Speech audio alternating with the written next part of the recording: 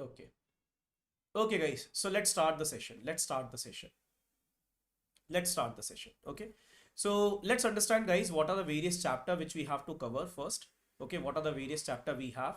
Like first one is basically our indeterminacy and the stability part, right? First one is our indeterminacy and the stability part.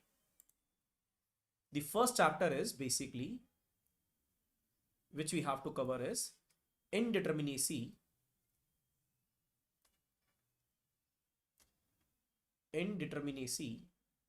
and stability of structure.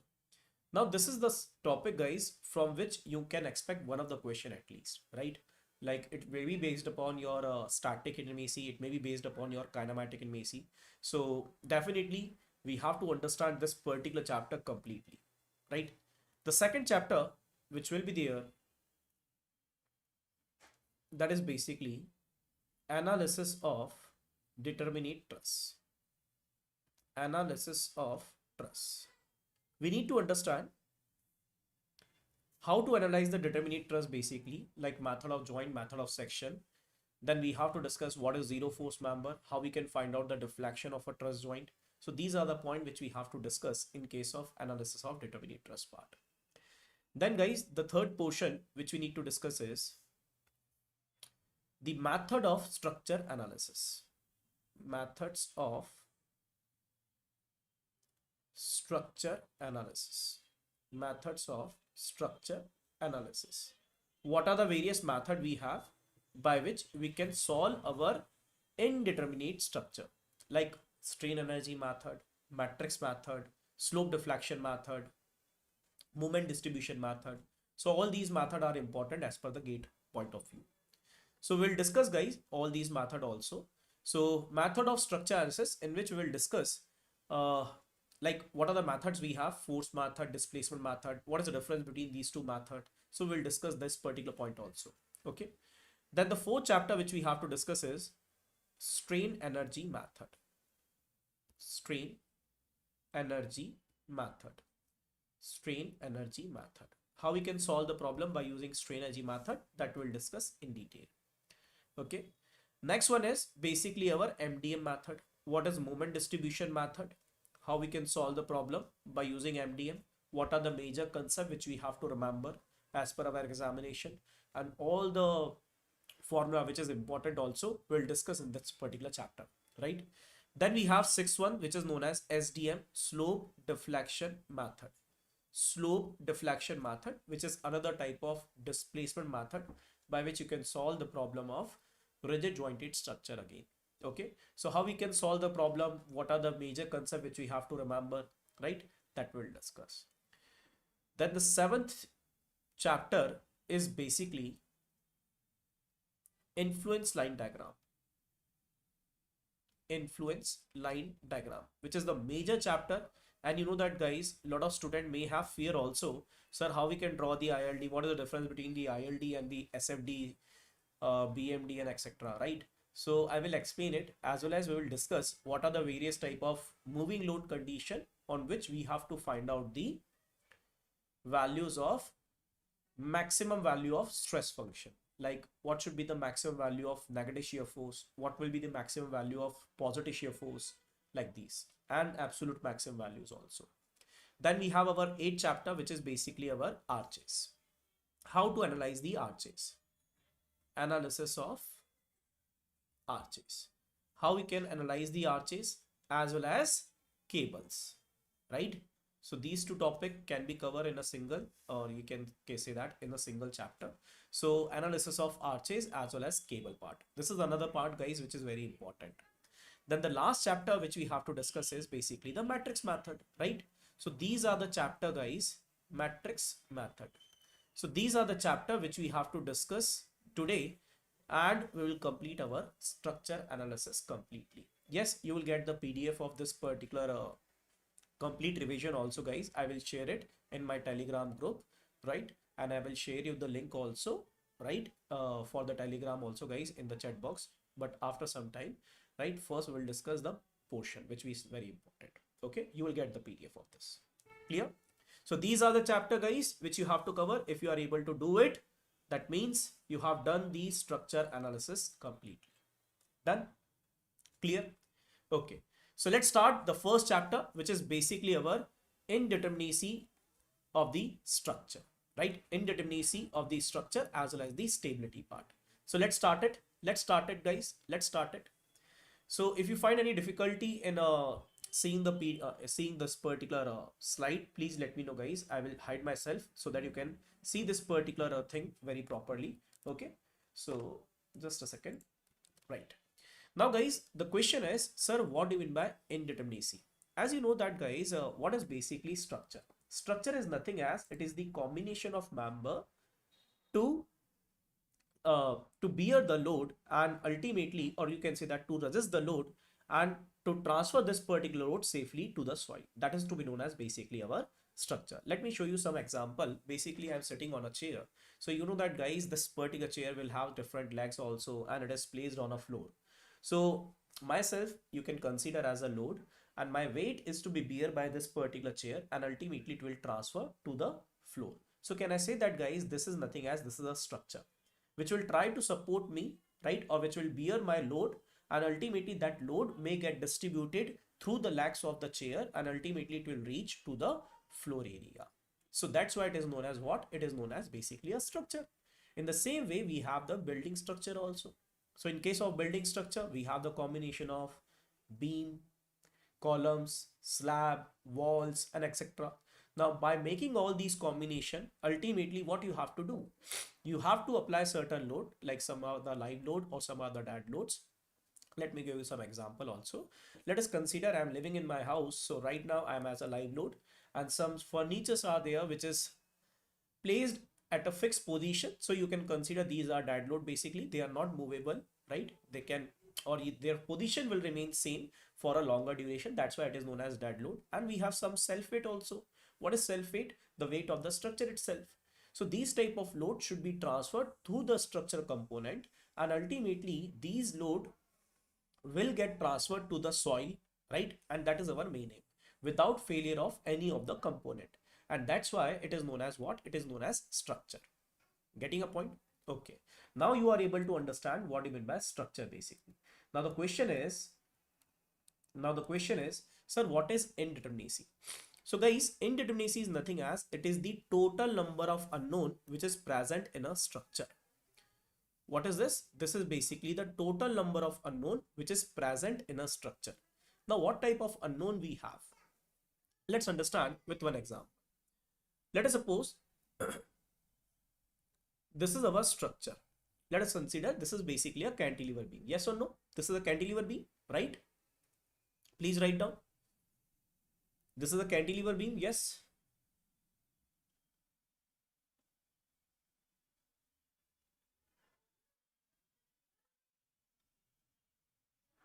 Yes. Okay. Now tell me, guys, if I apply certain load, let us suppose this is our load, right? So this load is nothing as basically our action part. This load is basically our action part. Now, after giving some action, structure may give some response, right? Structure may give some response. Now, these response are what? What are these responses? So basically in the form of external support reaction. First, you can observe over here, guys, you may have some external support reaction which can develop. So first response which we are getting is external support reaction. External support reaction which we are getting. Okay. The second type of response which we are getting from the structure is internal reaction, like our shear force, bending moment, right? And axial force and etc. So second type of response which we are getting from the structure is internal reaction. Internal reaction like shear force, bending moment, axial force and etc. So these are basically our internal reaction, which is another type of response. The third type of response is basically slope and deflection values, right? So the third type of response which we are getting from the structure is slope and deflection value. Slope and deflection values, right? like our theta and delta value.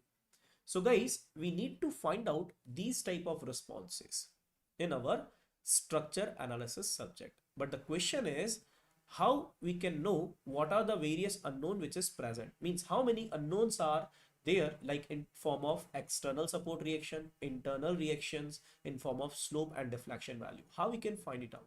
That's why we need to learn the indeterminacy. So what is total number of unknown? Total number of unknown is nothing as guys, it is the total number of unknown type of external, internal and slope deflection value, that is called as indeterminacy. Now to bifurcate these two type of parameter, so actually volume is low as compared to other marathon. Okay, wait a minute, just a second. Now tell me audio is clear. Now tell me audio is clear or volume is high or not. Please let me know guys.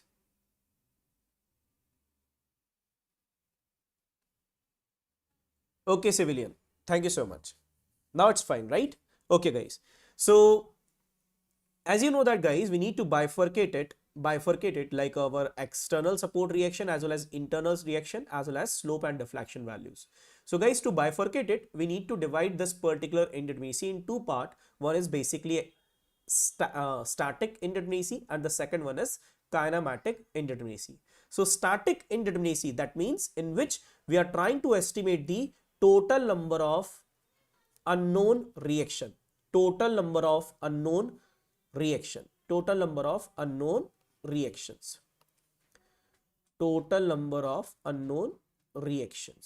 How many total number of reactions are present in a structure is known as static indeterminacy. Now it may be some external one or it may be some internal one, right? So we have the combination of these two type of reaction and ultimately it is known as static indeterminacy. Now this static indeterminacy is represented by ds, right? S is in suffix and D is our indeterminacy. Now similarly guys, if we call slope deflection value, so for slope deflection value, the total number of unknown joint displacement is known as kinematic indeterminacy. Now how you can represent it? By dk, that is our kinematic indeterminacy. Clear? Now guys, one by one we will discuss how to find out static, how to find out kinematic, and what are the various type of bifurcation like internal one and external one, how we can find it out for rigid jointed structure, for pin jointed structure, that we will also discuss. Okay, so let's start with the static indeterminacy part. If you find any difficulty in understanding or if you find any doubt, please write down in the chat box. I will explain your doubt also at the same time. Okay guys, so let's start our static indeterminacy, which is basically ds. Now in ds guys, again we have two part. One is basically external and second one is internal static indeterminacy. External static indeterminacy and second one is internal static indeterminacy. Internal static indeterminacy. How we can represent this? By DSE. You have to use suffix E, right? So DSE is total static external static indeterminacy and DSI is total internal static indeterminacy. So let's understand the external static indeterminacy. But the question is, so for which type of structure we are trying to understand this concept? So basically there are two type of structure. Let me explain over here. Majorly there are two type of structure which we have to discuss over here guys. The first one is basically our rigid jointed structure. Rigid jointed structure. Now what is rigid jointed structure? Like your beam, arches, right? Let me show you some example. Let us suppose these are the beams. Let us suppose simply supported beam is a rigid jointed structure. It is not a pin jointed. What is a rigid jointed structure? Let me explain in a simple way. Guys, if you have some shear force, bending moment and axial force reaction as an internal reaction, then you can consider this type of structure as a rigid jointed structure. Now if you have arch also guys, that is also a rigid jointed structure. this is also a rigid jointed structure. If you have a portal frame, this is also a rigid jointed structure, right? It doesn't matter whether the support is pin support or hinge support, whether pin support or roller support, it doesn't matter. But you need to understand the number of reaction which is present inside the member should be axial force, shear force and bending moment. Let us suppose this one is shear force, then we have axial force as well as we have bending moment also, right? So this is basically what rigid jointed structure.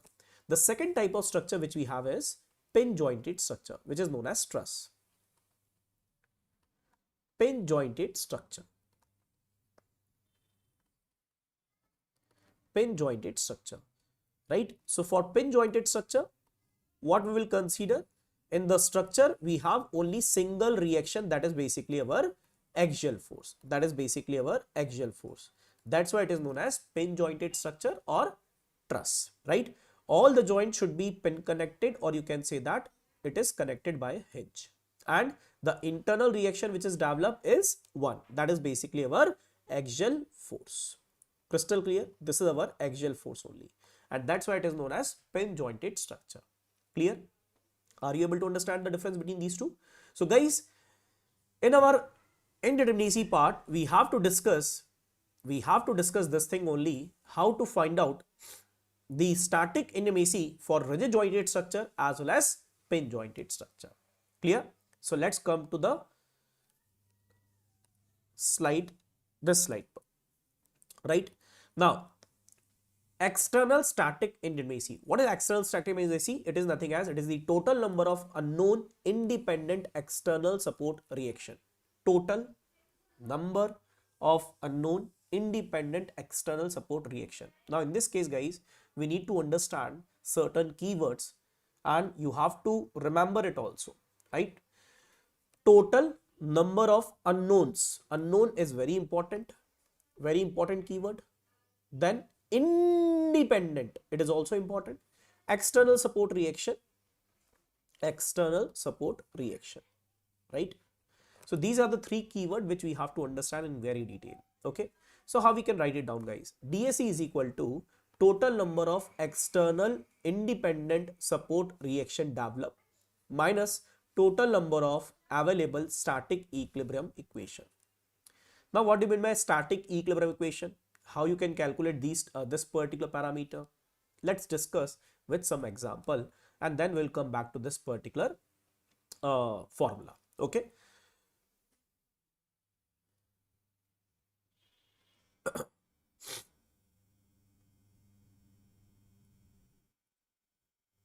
Okay guys,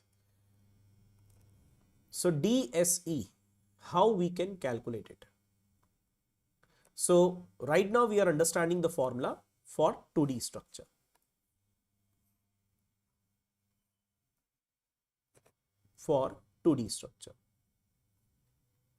Now this 2D structure can be pin jointed, that means truss.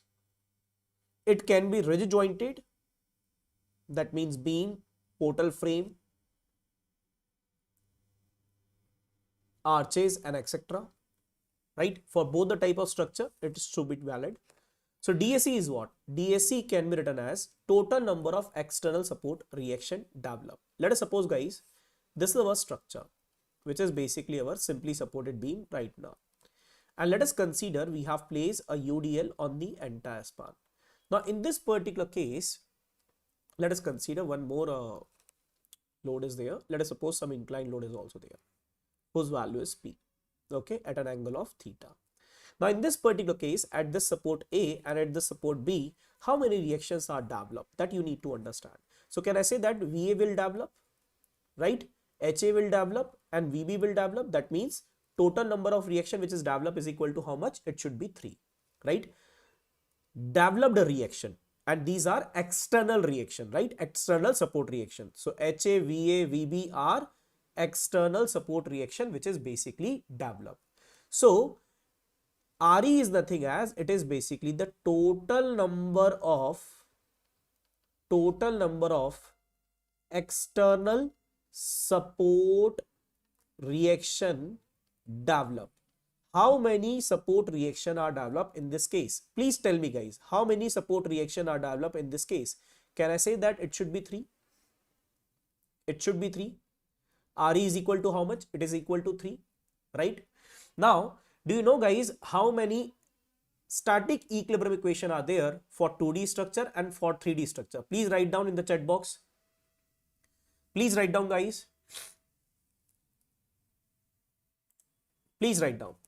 I'm just hiding myself so that you can see this particular thing properly. 3. Very nice. So can I say that the total number of static equilibrium equation in case of 2D structure, please remember this point, in case of 2D structure, it is basically equal to 3, right? It should be equal to 3. And what are they basically? Summation fx is equal to 0, then summation fy is equal to 0, and summation mz is equal to 0. Only 3 static equilibrium equation are there, right? So can I say that in this particular case, if you have 3 equation and these are 3 support reaction which is developed, can I solve this particular variable? Or let us suppose I will give you one example, very simple, so that you can understand it very well. Tell me guys, in the mathematics we have learned this particular thing. Let us suppose if you have an equation x plus y is equal to 20 and 2x plus y is equal to 40. Please tell me guys, in this particular case we have 2 equation and 2 unknown. Can we solve the value of x and the value of y easily or not? Please tell me guys. Yes, Pankaj.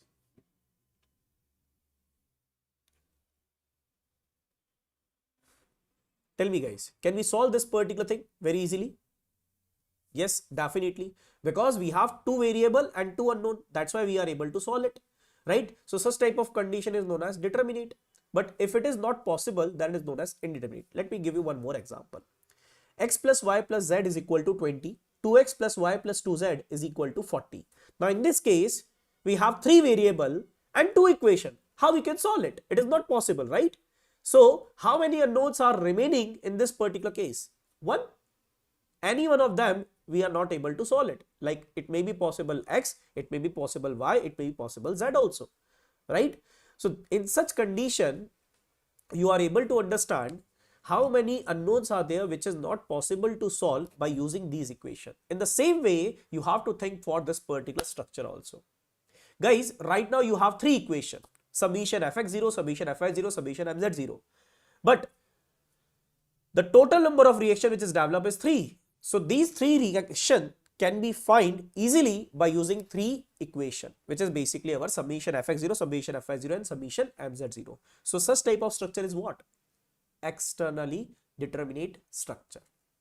Why it is externally determinate? Because we are able to find out all the variables by using equilibrium equation easily, right? So guys, in this space we can write here DSi is equal to, the formula in general is basically Re minus 3. This is the general formula.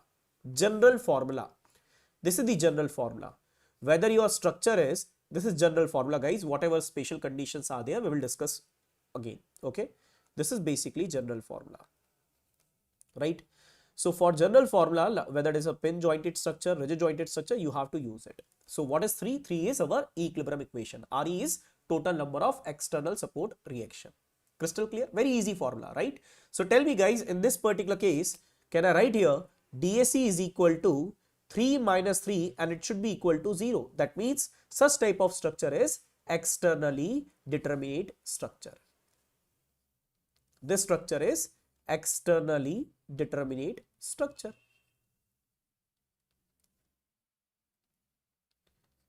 Externally determinate structure. Very easy. Clear? Very nice guys. So you can see here it is also written. I am hiding myself. Okay. You can see here guys, for plane structure or 2D structure, whether it is truss or rigid jointed structure, in general 3 static equilibrium equation are there and the formula is Re minus 3. That is our general formula which we have to use. Okay.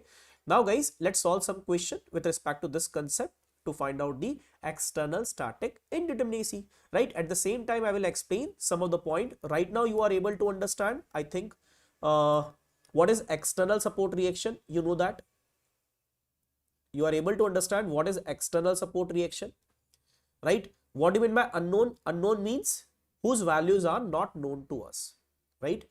That means if DSE is equal to 1, that means one of the variable which we are not able to solve. That is the meaning of unknown. Now, what is the meaning of develop and what is the meaning of independent? That we will discuss, as well as what is the meaning of available. It is also important. We'll discuss these keywords while discussing the examples. Independent, develop, and available. Okay, let's take some example first. So guys, this is first question. Please find out the value of external static indeterminacy. What is the value of external static indeterminacy in this case? Tell me. 1, 2, 3. What is the value of DSE? Please write down quickly. 0. DSE is equal to 0. Very nice. DSE is equal to 0. What about second question? What about second question? What is the value of DSE? At fixed support, we have 6 reactions. No, sorry, 3 reaction at this support and 3 reaction at this support. That means total reaction is 6. So guys, DSE is equal to, again, it is equal to how much? 3. Very nice. We can write here RE is equal to how much? RE is equal to 6. 6 minus 3, it should be equal to 3. Now in this case, this is a truss. 1, 2, 3. So guys, we can write here DSE is equal to, again, 3 minus 3, it should be equal to 0. Crystal clear? I think very easy task, right? To find out the external static indeterminacy right now.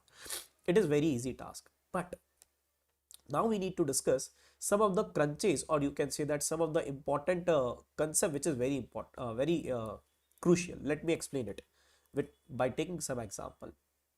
Then only you are able to understand certain keywords. So guys, let us suppose this is our simply supported beam again, and in this case we have vertical loading. We have vertical loading. Let us consider P. Now in this case, this is support A, this is support B. So tell me guys, how many external support reaction which can develop? 1, 2, 3. I'm just writing this. So please let me know which reaction is wrong over here, which should not be developed in this case. Which should not be developed over here. Tell me guys. Or either all the reaction can be developed. Tell me. Horizontal one. Why horizontal reaction should not develop? Because the loading is vertical in case of beam. So horizontal reaction will not be generated at support A. So that's why guys, you need to remove it. Now you are able to understand what is the meaning of develop. Guys, the capacity of this support is to take the 2 reaction. One is vertical, second is horizontal. But in this particular case, the loading is not in that way so that we can develop the horizontal reaction. That's why guys, in this particular case, the value of RE is not 3. It should be equal to 2. RE is equal to 2. Are you able to understand this point? What is the meaning of available?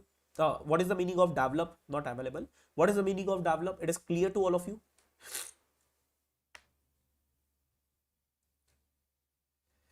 What is the meaning of develop? Yes, this support has capacity to develop the horizontal reaction also, but in this case it will not develop because as per Newton's third law, every action has equal and opposite reaction. That is the reason. Clear? But let's take some more example. Let us suppose this is the frame type structure in which vertical loading is there. In this case, let us suppose P. Clear? Let's take some more member. एक और member बनाते हैं बच्चों. Wait a minute. Let us consider we have a vertical loading like this. Let us consider the value is P. Okay. Now guys, this support we have capacity to develop the 3 reaction. But in this case, tell me guys, how many reaction can be developed for fixed support? Prashant, wait a minute. Let me come back to this point. For this particular condition, what we have discussed,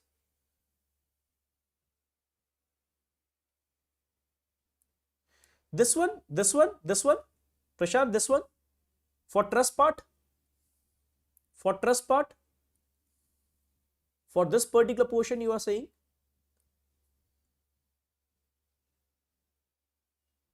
Yes. So I will come to that point also.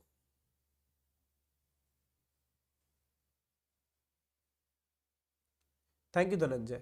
I will explain this particular point, Prashant, also. Just wait for some time. I will discuss it. What is the difference between the frame and the beam part? We will discuss it, each and everything. I will share this particular PDF, Dhananjay, after the session in my Telegram channel. So I will share the link also, which you can join easily. Okay. Just you have to understand the concept first, then we will share this particular PDF, because you know that right now it is not possible to share the PDF because we have to write certain things. है ना, सभी समझ लेंगे उसके बाद हो जाएगा. ठीक है? Okay. I will share this. Okay. So guys, we'll discuss that particular point also. Prashant, wait a minute. Okay, right now in this particular case, some of the students are saying, sir, 4. Yes, it is correct. The total number of reaction is 4. No guys, it should be 6. It should be 6. It should be 6. Now the question is, why, sir? Let's understand in this case. That's why guys, we have to discuss it in detail. So listen. In this case, tell me guys, if you write the horizontal reaction, this horizontal reaction will not take the part of any kind of movement resisting or any kind of vertical load resisting. Yes or no? But tell me guys, due to this particular load, we have certain movement which can be developed in this member also, in this member also, in this member also. But that particular movement can be resisted by this particular movement value, which is MA, as well as we can write HA into some distance which can also resist some moment. Yes or no? If I write HA into Y, it can also be a moment, right, for this particular member. Yes or no? Tell me guys, yes or no? Yes, definitely, definitely.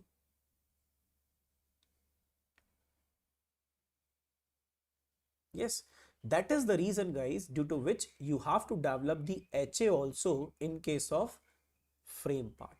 In case of frame part, if you have arches, if you have frame, if you have truss, in all the cases, whether the loading is vertical or inclined, you have to develop all the reaction. It doesn't matter.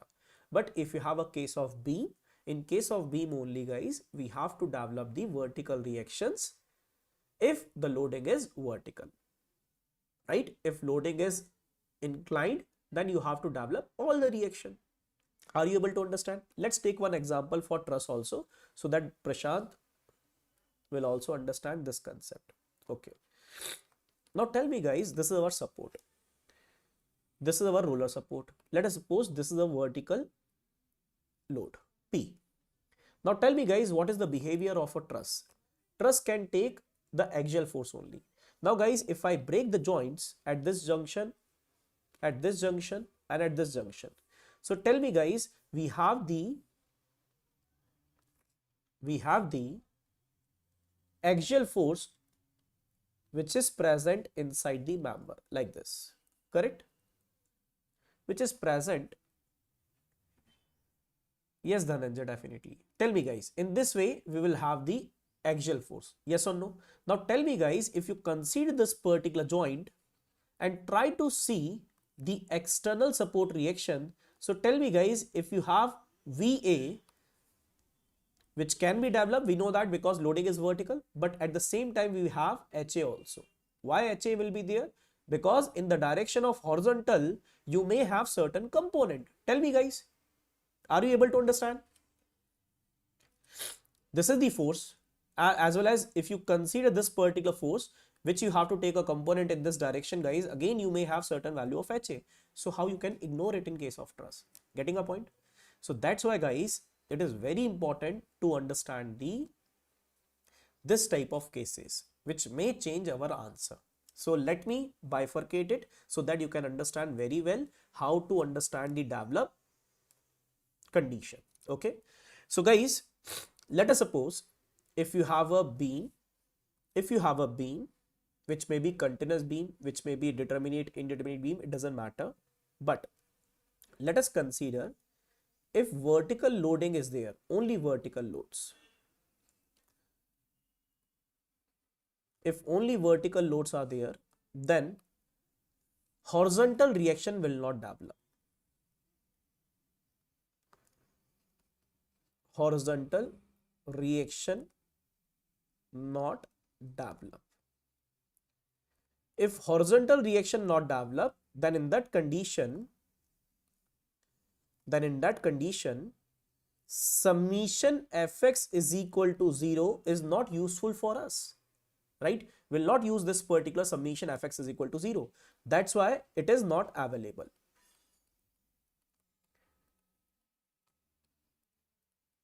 Crystal clear or not? Are you able to understand both the things? If horizontal reaction will not develop, in that case summation fx0 is not available. Getting a point? That means you are not able to use this equation. How you can use it? To solve your variables. I will take one example so that you can understand this point also, right? Okay, but let us suppose, guys, in case of beam, if you have general loading may be your inclined load, right? General loading, or you can call it as inclined load. General loading or inclined load. So for general load or inclined load, please develop all the reaction. Develop all reactions, right? If you develop all the reaction, that means all the static equilibrium equation are available, like summation fx0, summation fy0, and summation mz0. That means all the equations are available, right?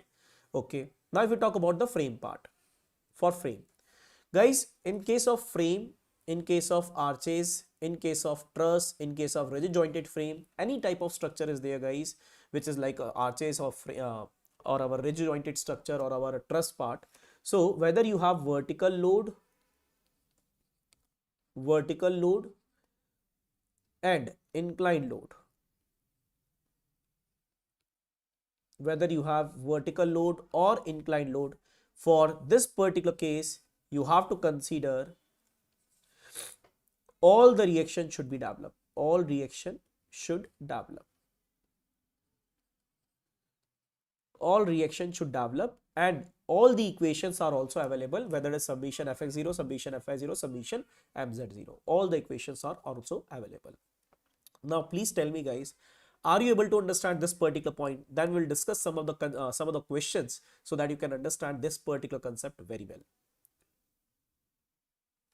Okay, I will hide myself. Just a second. I will hide myself.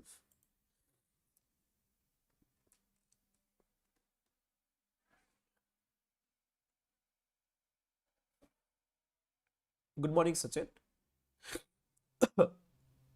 Crystal clear to all of you? Crystal clear? Any doubt? Any shanka, labhu shanka, dirgha shanka? बताइए जी, कोई शंका? No shanka? Very nice. Very nice. Very nice. So let's understand with some question. Okay. Let's discuss with some example, right? Let's discuss with some example.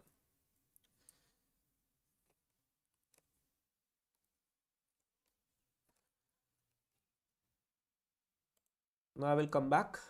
Okay, guys, let's take some example so that we can apply it in our question easily. Okay, guys, so this is our first question, which is very easy one, like our simply supported beam. Let us suppose we have a vertical load like this. So how many reaction develop? Two only, sir. 1 and 2. That means VA will develop and VB will develop. Okay, because this is a beam, right?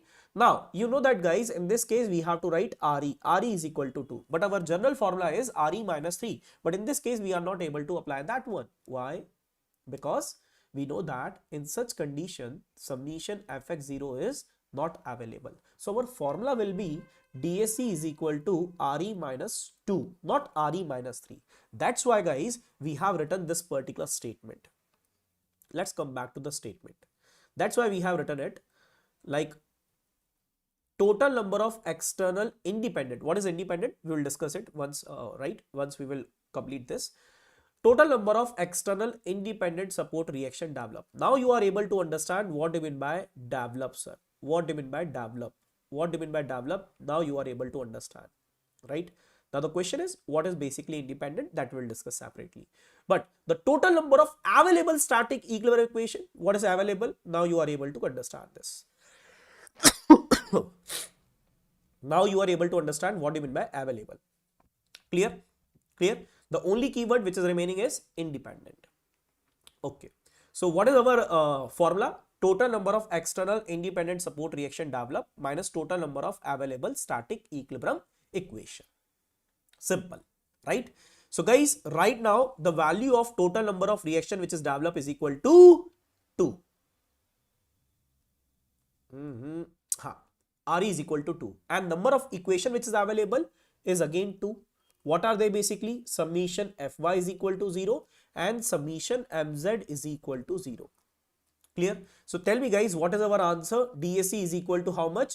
2 minus 2 and it should be equal to 0. And such type of structure is externally determinate structure. Similarly, let's take one more example.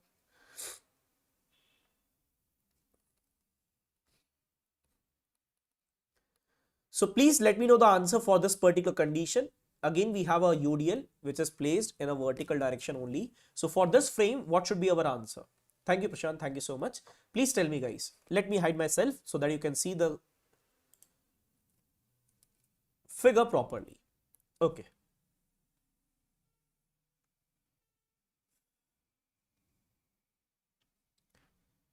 Tell me guys. This is our structure. So what is the value of DSE? Quickly write down the answer guys. Okay. Tiksha 1, Ashish 1, Kach 1. Guys, what is this? This is not a beam. This is not a beam. This is not a beam. Please think in another way, right? This is not a beam. This is a frame. If it is a frame, then what should be the answer? It is vertical load or it is an inclined load. It doesn't matter. You have to develop all the things, right? All the things. That means 1, 2, 3, 4, 5. So RE is equal to bacha log, it is 5. Then the value of DSE is equal to how much? It should be 5 minus 3. So the answer will be 2. The answer will be 2. The answer will be 2. We have written this thing.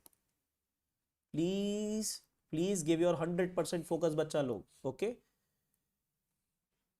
Right. So DSE is equal to, that means the structure is externally indeterminate structure, externally indeterminate structure, and the degree of indeterminacy is 2 degree, second degree. Why it is second degree? Because only 2 unknowns are there which we are not able to find out by using the static equilibrium equation. That is the reason. That is the reason. Okay. Okay. Let's take some more example. Let's take some more example.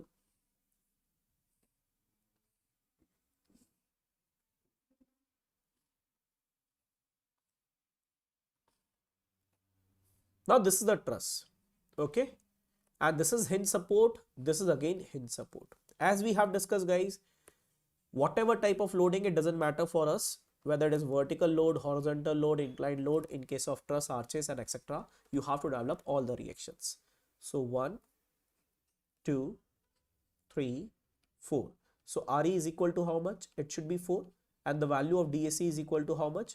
4 minus 3, it should be 1. That means the external static indeterminacy for the given structure is 1. Very nice, Arun, Tiksha, Prashant, Sanjana, Prince, Grish, Lisa, Suraj, Swapnil. Superb guys, superb. Now you are able to understand what is the value of DSE is equal to 1. Okay, crystal clear? All of you are able to understand? Very easy concept. What do you mean by develop? Yes or no? Okay. Now what we will do guys, we'll understand what is the meaning of independent. If we are able to understand the meaning of independent, we are able to understand the complete definition of external static indeterminacy. Okay, let's come to our next example. So guys, independent. Okay. Let us suppose this roller support is inclined on some surface like this. And let us consider you may have a vertical loading like this. So in such case, what will happen? In such case, what will happen? or what we can do, guys, let's make it general loading. What do you mean by general load? Let me explain. General load is an inclined load. Okay, general load is an inclined load. General load is inclined load, right? So guys, let us consider this is our vertical reaction VA, HA, VA, HA. Then we have one reaction at this particular support like this, and that is basically VB. And this VB will have two component, one is vertical, second is horizontal, right? Now let us consider this angle which is made with respect to vertical is theta. So this VB sine theta, one of the value, and this is basically VB cos theta. Let us consider this is some other reaction in the like this. You can write it HB and this value as, okay, what we can do, guys, we can write it VB and let's replace this particular symbol by R so that it will be much better to understand. Okay, RB will have two component like VB and HB. Okay, now the question is how many external support reactions are there which is independent and developed? That is the question. How many external support reaction which is independent and developed? Please write down in the chat box. That is my question, guys. 3. Very nice, Girish. Superb. Very nice, MVS. Total number of external support reaction which is independent. Sir, downward VB cos theta. Yes, yes, yes. Oh, sorry for this, Prince. Sorry for this. Kindly consider this is our angle. Okay, you can change it, no problem. Okay, sorry for the component part, but guys, you can make it like theta over here. Okay, now it will be clear. Okay, Prince. Okay. So tell me, guys, how many independent external support reaction are there? It will be 3, right? Why it should be 3? The question is, guys, this is independent RB, this is independent HA, this is independent. But what about VB and what about HB? These are dependent reaction. Why these are dependent? Because once you know the value of RB, you are able to take the component of it and you are able to get this value easily, That's why these two values cannot be considered as a independent reaction. So that's why, guys, in this case, the value of RE is equal to how much? RE is equal to 3, not RE is equal to 5 or either 4. Clear? So we can write here, guys, DSE is equal to how much? DSE should be again 3 minus 3 and it should be equal to 0. That means our structure is externally determinate structure. Externally determinate structure again. Crystal clear? I think this particular point and this type of concept is more than enough to understand the external static indeterminacy right now. If you have any doubt, any query with respect to this particular point which we have discussed, guys, tell me. Any doubt? Any doubt?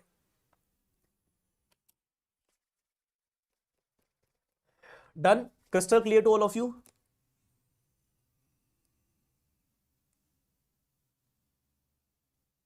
Very nice. So guys, I think now you are able to understand how to find out the DSE value very easily. Okay, as well as the keyword independent, develop, available. All things are clear. Okay. Now guys, whether it is 2D structure, whether it is whether it is pin jointed structure, whether it is ridge jointed structure, the formula in general is Re minus 3 for external static MAC for 2D structure. But if you have a 3D structure, then what should be the formula? Guys, now the keyword is clear to us. Just we have to write down the general formula. Okay. Now tell me, guys, for 3D structure, what should be our formula to calculate the DSE value? Tell me. Can I say that Re minus 6? Again, Re is total number of external support reaction which is independent and developed. And 6 is what? 6 is static equilibrium equation. Static equilibrium equation. And 6 static equilibrium equation are summation fx0, summation fy0 and summation fz0. Similarly, summation mx0, summation my0 and summation mz0, guys. Getting a point? Now the question is, in case of a 3D structure, there are some conflict with respect to the external support reaction. So guys, I think, and I will consider this particular point, you know all the external support reaction in case of 2D support. But let us suppose guys, if you don't know how many external support reaction are there in case of a 3D support, let's discuss that particular point first, then we'll come to this particular example. Now guys, please remember this, the formula is applicable for both the cases, whether it is pin jointed or ridge jointed structure, 3D truss or 3D ridge jointed structure, right? So what I will do, I will explain the external support reactions. External support reactions in case of 3D support, in case of 3D support only. 3D support, right? For 3D support, just remember three conditions. One is roller. One is roller. Let us suppose if you have a 3D roller, like, have you seen cooler stand? Have you seen the cooler stand? Stable and instability we will discuss in the separate chapter. As I told you earlier guys, first we have to discuss the indeterminacy part, then we have a lot of slide, right? Almost 200 slides are there guys, which we have to discuss. So just hold on, each and everything we will discuss, but one by one, okay? I will not skip any point. Okay, Maheshwar? Okay. So tell me guys, have you seen the cooler stand, right? So for cooler stand, the wheel which we are using is a 3D roller support, and that 3D roller support will have only one vertical reaction like this. Only one vertical reaction like this.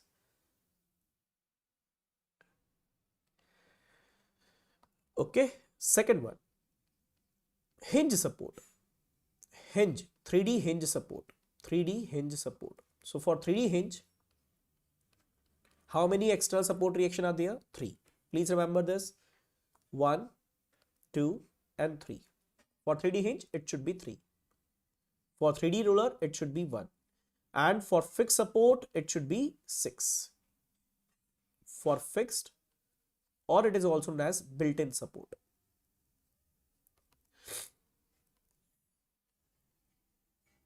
So for built-in support, it will be 6. Clear? Please remember this. Arches and matrix matters are not important, and not, no problem, Prabhakaran. We'll discuss all the chapters over here. Whether you want to cover it, it is up to you. And if you are able to cover this particular chapter in my session also, you are able to solve the problem in the exam, right? So kindly cover it. If it is if अगर आपको लगता है बच्चे कर लेना चाहिए तो कर लीजिएगा, ठीक है? Okay. Now the question is, sir, what should be the answer for this question and for this question? Let's understand. So I am hiding myself so that you can see the figure properly. So guys, kindly see this. Right now you are able to see the 3 support condition over here, but guys, we have one more support which is not, we are not able to see that, but you have to consider it. Okay. So at this support, how many reactions are there? 1, 2, 3. 1, 2, 3. Similarly, 1, 2, 3. Right? And at the back one, we have one more support. So the total number of reaction which should be developed is equal to how much? It should be 3, 3, 3, 3, 12. And what is our formula for 3D condition? Re minus 6. That means 12 minus 6, and it should be equal to 6. Clear? Very nice. What about this condition? 3 reaction at this support, 6 reaction at this support, 6 reaction at this support, and 6 reaction at this support. So what is the value of DSi? Please calculate and let me know the answer. 15. Very nice, Girish. 15. Very nice. So total number of reaction is 21. 21 minus 6, that will be equal to 15. Now it is very easy to find out the external static indeterminacy in case of 3D structure. External only, right? Clear?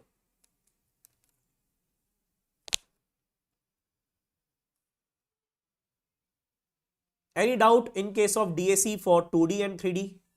Crystal clear? Please write CC. Crystal clear. Perfect, perfect, perfect, perfect, perfect. Now guys, you are able to understand how to find out external static indeterminacy in detail. You have done this part. how to find out external static indeterminacy in detail. You have done this part. Now let's come to the internal one.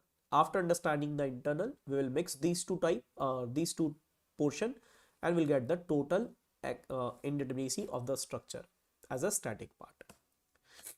Okay.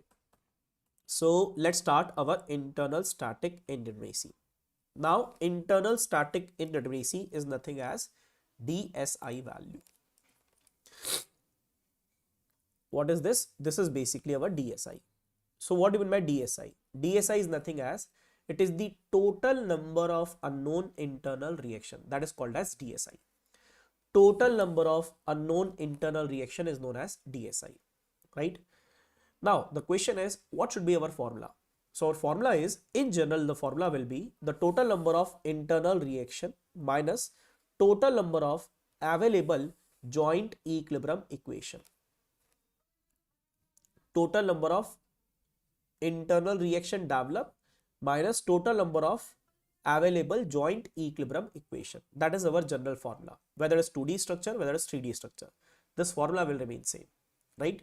Now we need to discuss the cases for 2D structure and 3D structure. 2D structure and 3D structure. For 2D structure, guys, we have bifurcation again. For rigid jointed structure, we will discuss three formula to find out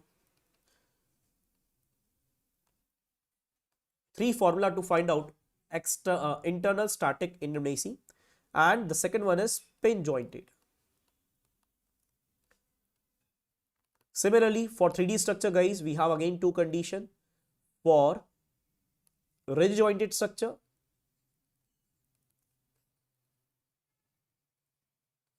and pin jointed structure, right? Because we have different formula for these type of structure separately. So first we'll discuss the 2D structure part. In 2D structure, what is the formula for rigid jointed structure? Then what is the formula for pin jointed structure? Then we'll come to the 3D part over here. In 3D, again, this bifurcation is there. Okay, so let's cover the first portion, which is basically our 2D structure or plane structure in which rigid jointed structure is there. So you know that, guys, in case of 2D structure, in each and every member, how many internal reactions are there? Shear force, axial force, and bending moment. So can I say that only 3 reactions are developed or can be developed in each and every member?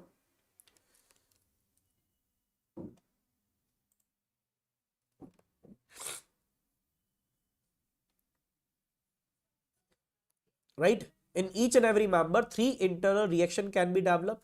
In this member also, in this member also, in this member also. Now guys, tell me, in the structure, the total number of member is how much? Right now it is 1, 2, 3. So can I consider there are m number of members? Listen guys, once again. In this case, how many members we have? 1, 2, 3. So in general, we can write here the total number of member is m. So can I say that the total number of reaction developed is equal to how much? It should be 3m. It should be 3m.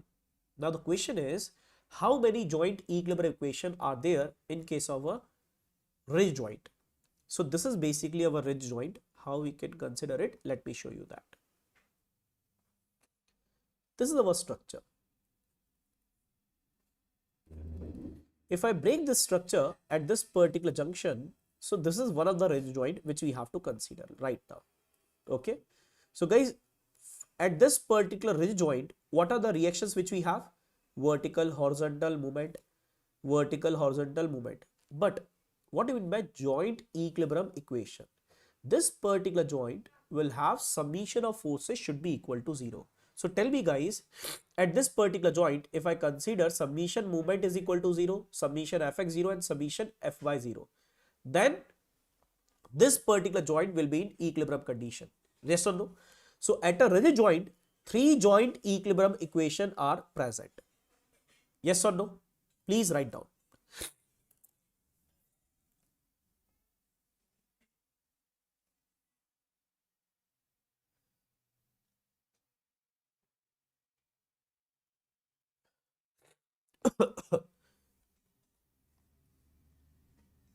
Please write down, guys. Okay.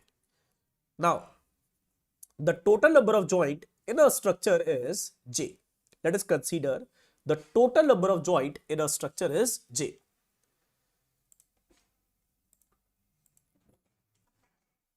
The total number of joint in a structure is J, right? How we can count it? You can see here, guys, 1, 2, 3, 4. Like in this case, there are 4 joints. So in general, we will consider J is the number of joints. Okay. So can I write here, guys? At each and every joint, we have 3 joint equilibrium equation. So total number of joint equilibrium equation is equal to how much? It should be 3J. It should be 3J. Now the question is, how many joint equilibrium equation are available? So out of these equation, we have already used 3 equation to find out the external static indeterminacy. That's why you have to write the remaining number of joint equilibrium equation is 3J minus 3. 3J minus 3. Now our formula is what? Our formula is DSi is equal to total number of internal reaction developed, which is 3m, minus total number of joint equilibrium equation which is available, and that is basically 3J minus 3. And this is our formula to calculate the DSi in case of rigid jointed structure. Now let's take some example so that you can understand it very well. Let us suppose this is our structure which is given to us. We need to count how many members are there. M is equal to how much? 1, 2, 3, 3. J is number of joint 1, 2, 3, 4, 4. So let's calculate the value of DSi. So it will be 3 into 3 minus 3 into 4 minus 3. So ultimately you will get DSi is equal to 0. That means the structure is internally determinate structure. What is this? Internally determinate structure. Internally determinate structure. Getting a point? Very nice. Now for this particular question, tell me the answer, guys. What is the value of DSi? What is the value of DSi? Tell me, guys. What is the value of DSi for this particular structure? Write down.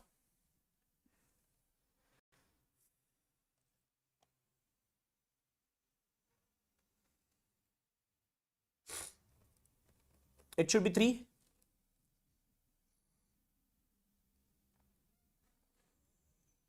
DSi is equal to how much? 0. 3, Baba, 3, 3, 3, 3. How many members we have? How many members we have? How many members we have? 1, 2, 3, 4, 5, 6. 6 members. How many joints we have? 1, 2, 3, 4, 5, 6. So DSi is equal to 3 into 6 minus 3 into 6 minus 3. So ultimately it will become plus 3. Plus 3.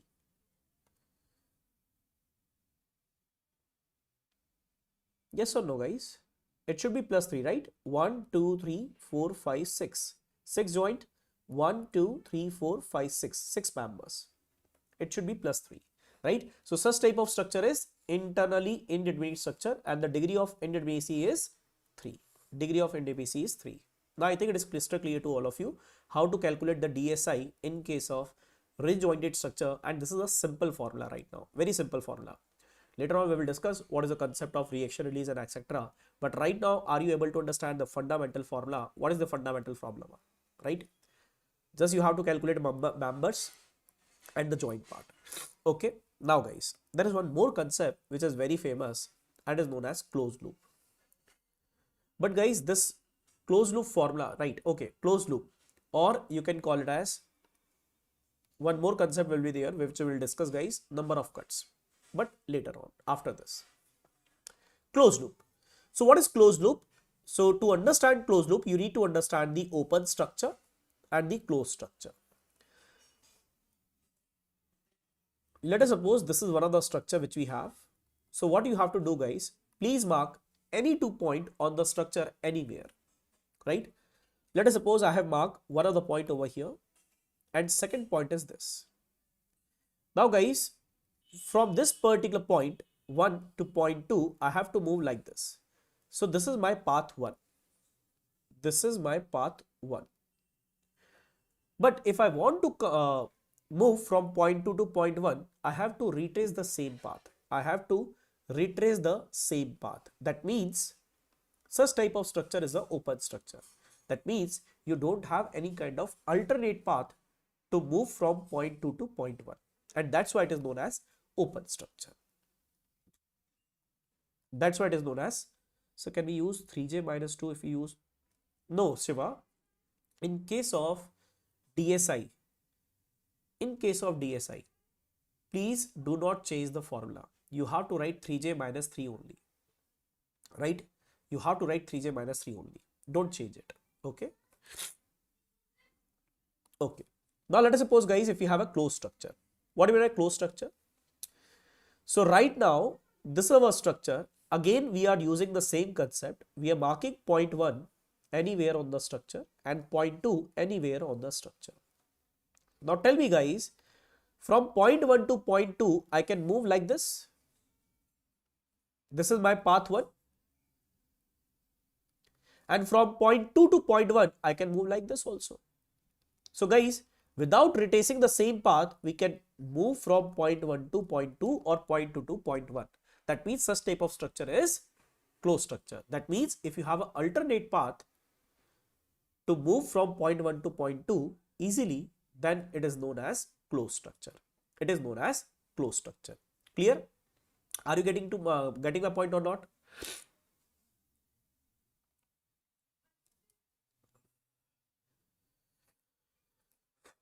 This definition is clear. What is open, what is closed? Okay, very nice. Now let's take one example so that we can develop the formula. Now guys, let us consider this is our structure, right? This is our structure. Right now you know that this is a closed structure.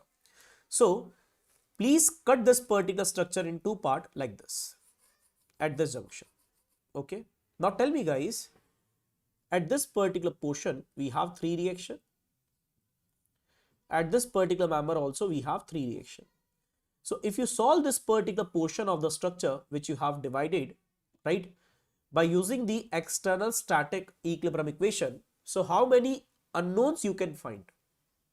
Basically you have 3 static equilibrium equation and the total number of unknown in this particular part which you have cut by a section is 6.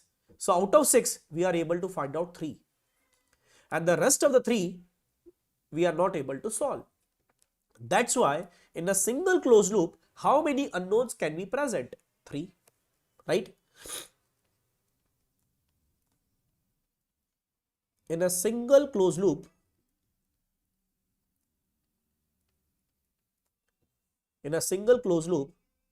the value of or the number of unknowns are the number of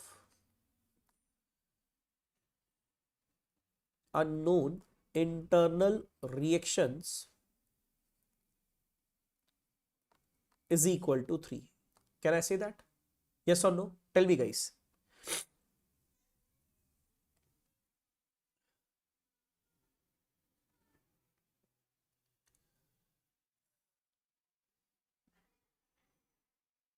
Yes, very nice.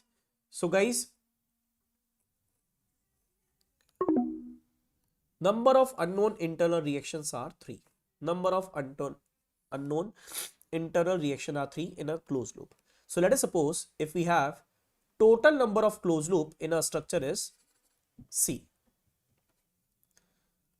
Total number of closed loop is equal to C. Total number of closed loop is equal to C. So can I say that, guys, in a single closed loop we have 3 unknowns. So if you have C number of closed loop, how many unknowns? 3C. So formula will become 3C.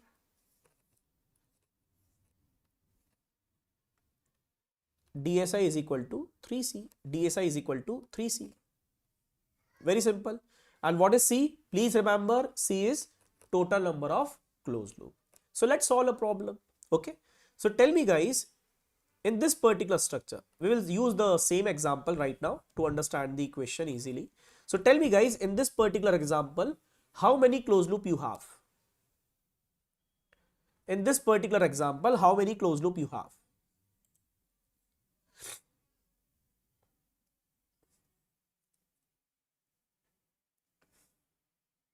Zero. C is equal to 0. If C is equal to 0, so the value of DSi is equal to how much? DSi is equal to 3 into 0. That means it is equal to 0. So such type of structure is internally determinate. What about this one? C is equal to how much?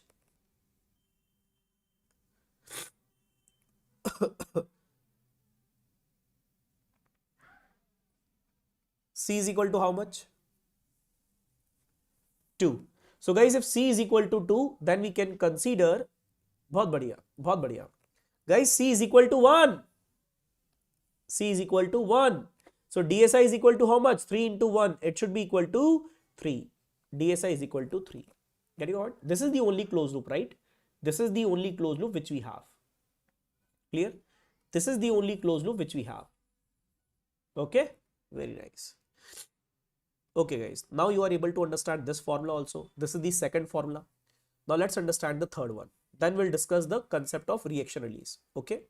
So the third formula is what? Third formula is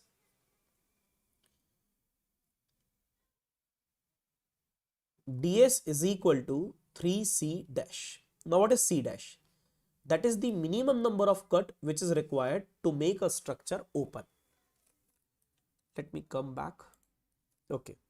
What is c dash? C dash is the minimum number of cuts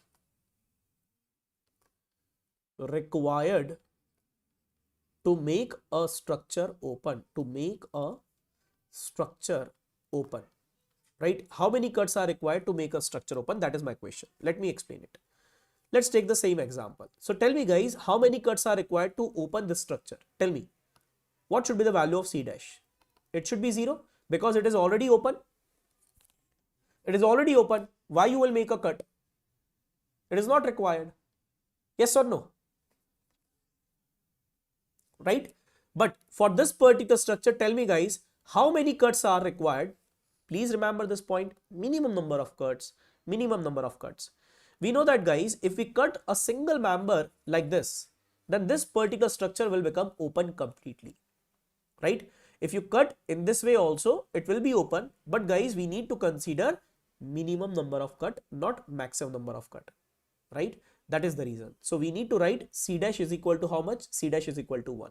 And that's why our answer will remain same. It should be 3 into 1. It should be equal to 3. And this should be equal to 0. Now tell me guys, are you able to understand what is the concept of number of cuts, number of closed loop, and the member and the joint concept? There are 3 formula. Whatever formula you want to use, you can use it in the examination. Right? But we will solve some of the question which are related to the same concept so that you can understand the formula completely. Any doubt? Any doubt guys? Done? Okay. Very nice, very nice. So let's solve some question first. Then we'll come to the concept of reaction release.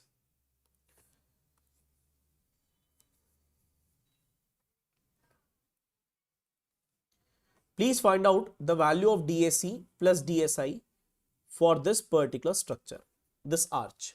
Please find out DAC plus DSi, both for this structure also. Do it guys and let me know the answer. I'm hiding myself, okay? And let me drink some water.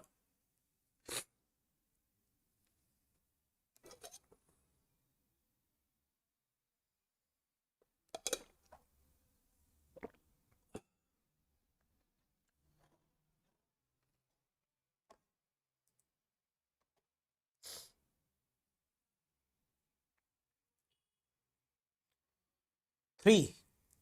Okay, Prashant, do it guys quickly. All of you have to solve.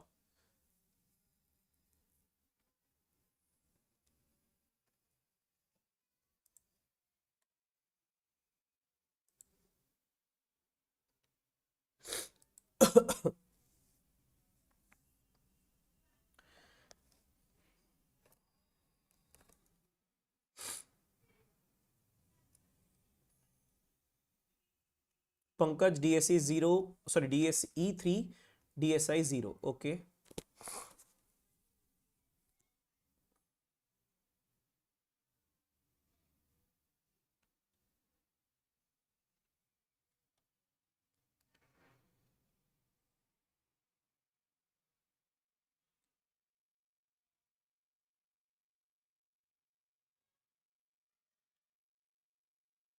Very nice, very nice, very nice. Very nice, guys. Very nice. You have done very well. Right. So let's understand how to solve this. So you know that, guys, in this particular case, the value of RE is equal to how much? RE is equal to how much? This is 3, this is 3. So ultimately the value of RE is equal to 6. So we can write here DSE is equal to 6 minus 3 and it should be equal to 3. What about DSi? DSi is equal to how much? It should be 0. Why it is 0? Because we know that, guys, in this case, it is an open structure. As well as if it is open structure, we can consider C dash is equal to 0 and C is equal to 0. That's why, guys, we are able to apply the formula and we will get our answer as total static indeterminacy is equal to 3. What about this one? 1, 2, 3, 4 and 5. So RE is equal to 5 and DSC is equal to 5 minus 3 and it should be equal to 2. Then DSi is equal to how much? DSi is equal to how much in this case? Kindly apply the formula of closed loop or cut. That will be much better and it is easy also. So how many closed loop we have? Only one. So guys, we can write 3 into 1. It should be equal to 3. That's it. Very simple. So the value of ds is equal to how much? The value of ds is equal to 5. Now I think it is crystal clear to all of you how to apply it. Very easy, very easy. Yes, yes, all of you are correct. Clear? Yes. Now let's add some more concept in the formula. And what is that concept? The reaction release concept. The concept of reaction release. The concept of reaction release. Now what do you mean by reaction release? Let me give you one example so that you can understand it very easily. Let us suppose this is an object which is moving in this direction. And if it is moving in this direction, let us suppose, guys, I have stopped it by putting some reaction in this way, like this, right? Now tell me, guys, if I have a reaction in this direction, that means it will have certain value. But let us suppose if you have removed it, that means you have released one of the reaction. Removing the reaction, that means we are considering that reaction will take 0 value of force. Clear? If you are removing a reaction, that means the value of that reaction is known to you and it is equal to 0. And if it is known, then how you can consider such type of value in our unknown? We don't have to consider it. So that's why, guys, in our total number of unknown reactions, we have to subtract this particular value because the value of this particular release reaction is known to us. Getting a point? So let us suppose if you have released the reaction, so in this particular direction, the object can move and the value of this reaction is known to us and it is equal to 0. So guys, let us suppose RR is the total number of RR is the total number of reaction released. Total number of reaction released, that is basically RR. So guys, what we can do, our formula of DSi, whatever formula you are writing, like member formula, closed loop formula, cut formula, in all the formula you should subtract the value of RR, which is basically total number of reaction release, because these reactions are known to us. Yes, you can use any one of them, that is your choice, LKR, right? I'm writing all three formula together. It is your choice which formula you want to apply. That is your choice, okay? You can apply any one of them to get the answer, right? You can write this also, and you can write our third formula, which is basically based upon minimum number of cuts, like this. Are you able to understand the formula? Why we are subtracting RR? Are you able to understand this point?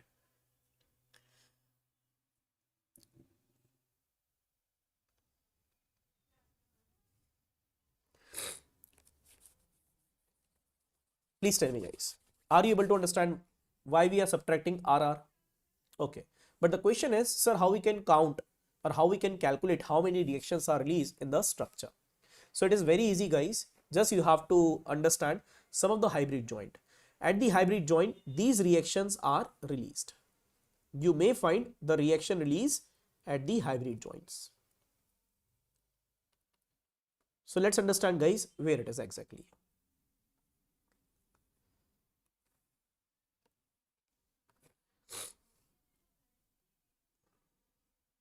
Let us suppose we have a joint which is a ridge joint. So at this particular joint guys, in general we have three joint equilibrium equation, correct?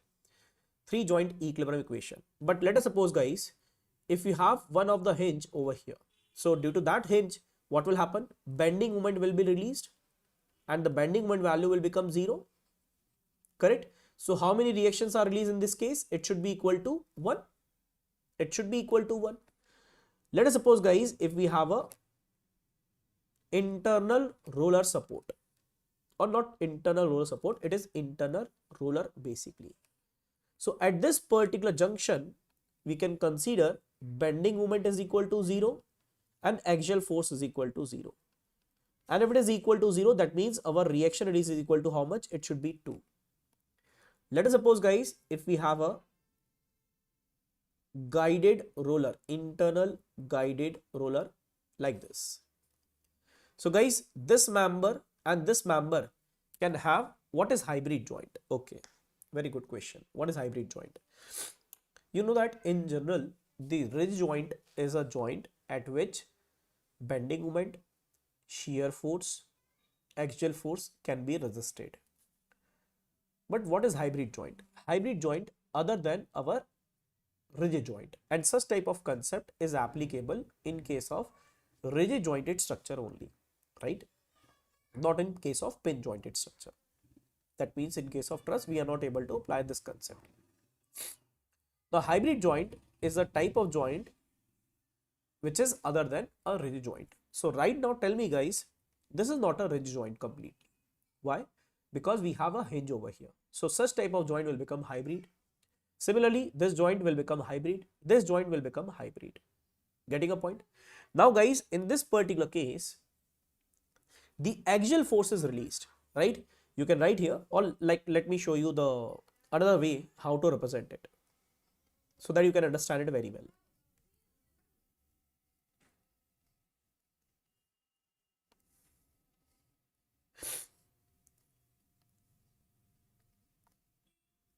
I'm suffering from cold, but no problem guys, I will explain each and everything, right?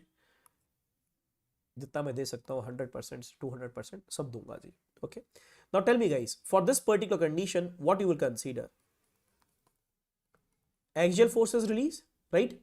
Axial force is release. That means axial force is equal to 0. That means RR is equal to 1. So this representation of joint can be represented in this way also. So in the same case, axial force is equal to how much? It is again equal to 0. And RR is equal to how much again? It is equal to 1. Getting a point? So in this case, how many reaction are released? Only axial force. Our axial force will become 0. Getting a point? Yes or no? Please write down, all of you.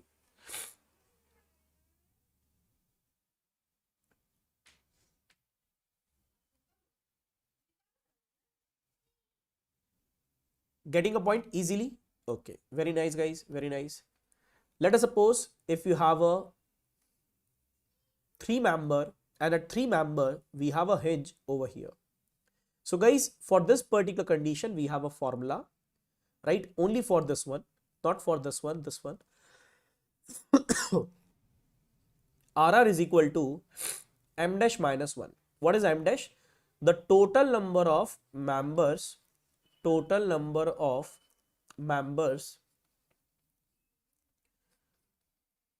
present at that joint.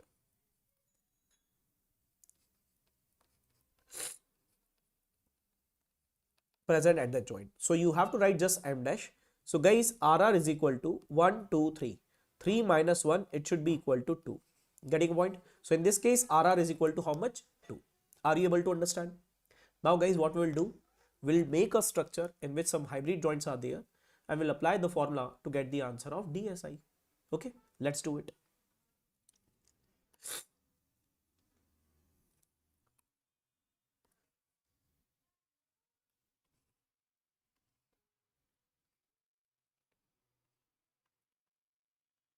So please calculate the value of DSi only.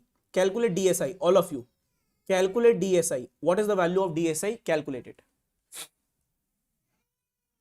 Calculate the value of DSi, all of you guys.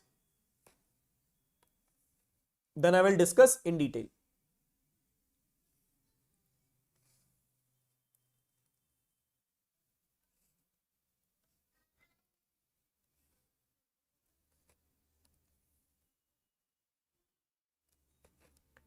Zero. DSi. Please calculate the value of DSi, all of you. -1. -1. Very nice.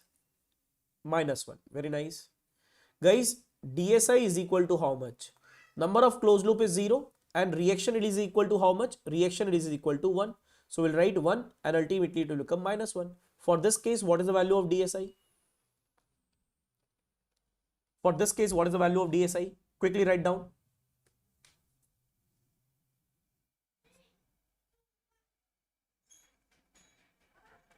2. Very nice. So how many closed loop we have? 1 minus reaction release is equal to 1. So it will become 2. It will become 2. In this way, we can calculate the DSi value easily. Now tell me guys, all of you are able to understand? Yes or no? Let's take one more example.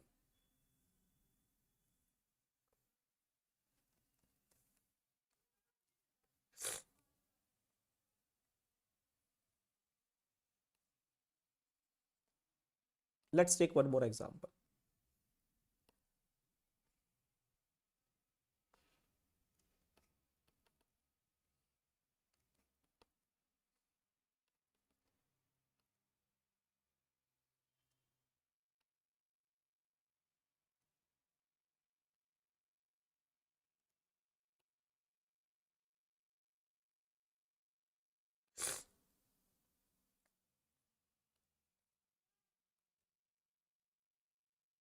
Do it guys. What is the value of DSi for this condition? What is the value of DSi for this condition?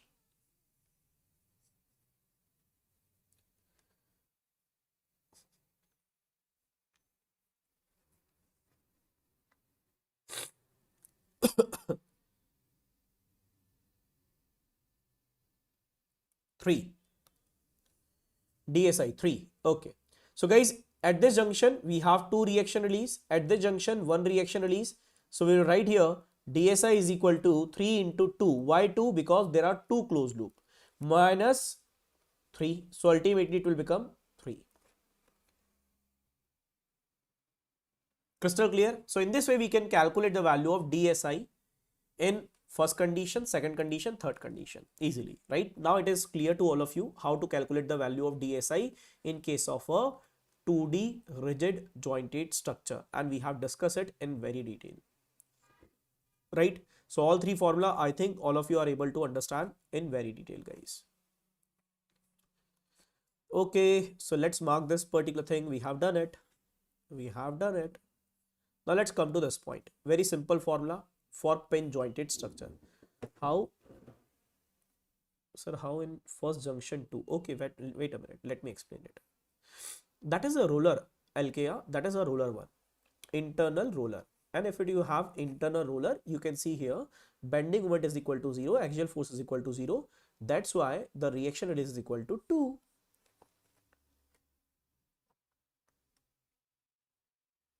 Now clear?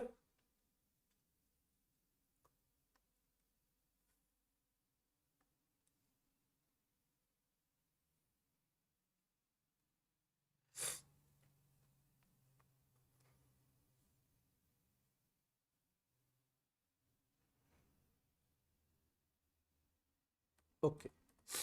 Now guys, for pin jointed structure, it is very easy formula. Please remember this. In case of pin jointed structure, how many please write down whatever I am asking guys, just you have to write down. Now we need to find out the value of DSi for pin jointed structure. So how many internal reaction are there in case of a truss? Anyone who can write down, guys? Please write down. Any one of you. How many internal reactions are there in case of a truss?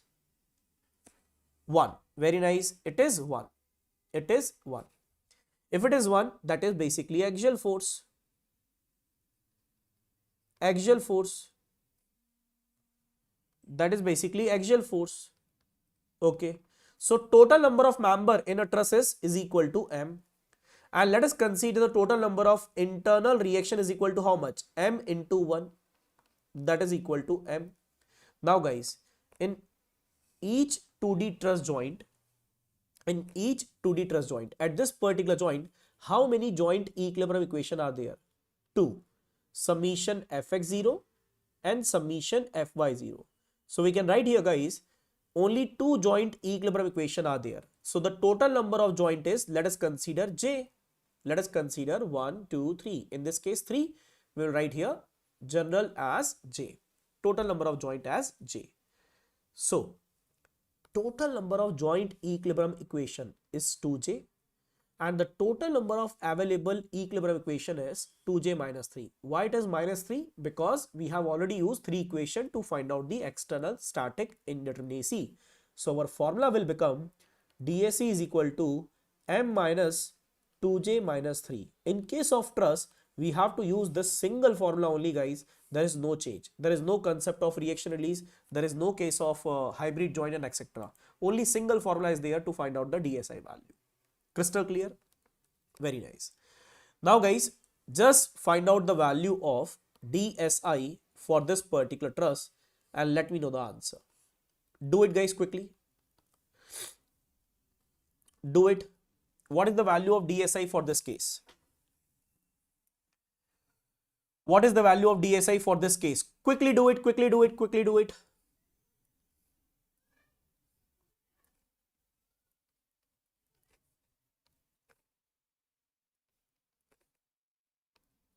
Zero. Legend 0. Greece 0. Prince 0. Very nice. 0, 0, 0, 0, 0. Very nice. So how many members we have? So we can write here, guys, the members are 1, 2, 3. Number of joints are 1, 2, 3. If you are not able to find out how many joints, how many members are there, please write down the chat box. I will explain. Okay. DSi is equal to 3 minus 2 into 3 minus 3. And it should be equal to 0. Very simple, right? Similarly, guys, in this case, now in this case, what you have to consider, if they have not shown any joint over here, so what you will consider, this particular member and this particular member is separate member. First of all, this is the major point, and this is a single member and this is also single member, and do not consider this is a joint because it is a crossing like this. It is a crossing like this. It is a crossing like this. This member is separate, this member is separate. So guys, DSi is equal to 1, 2, 3, 4, 5, 6. Only 6 member. Number of joints 1, 2, 3, 4. 4 joints are there. Minus 3. If you solve it, how much you are getting? 1. So DSi is equal to 1. But the question is, sir, when we have to consider it as a not crossing. So in such, let me give you one example for that.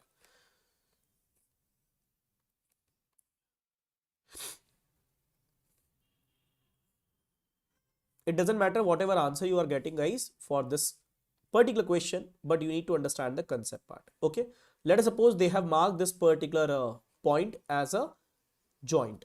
Then only you have to consider it is a joint. Otherwise, you have to consider it as a crossing. So DSi is equal to how much? Let's count the member first. 1, 2, 3, 4, 5, 6, 7, 8. Minus joints. 1, 2, 3, 4, 5. Now solve this. Again, you will get the answer as a 1, right? DSi is equal to 1. Again, you will get the same answer. DSi is equal to 1. Now tell me, guys, it is crystal clear. Easy or not to find out DSi value for 2D structure? For 2D structure. Well done, well done. Superb, superb, superb, superb. Superb. So let's come back to our previous slide in which we have written the bifurcation. So guys, we have done the 2D structure completely now. Now let's move to the 3D structure part. Now just we have to discuss the formula to get the concept of the 3D structure. Okay. So first we will discuss the 3D rigid jointed and 3D pin jointed. Very easy. Let me write down the formulas.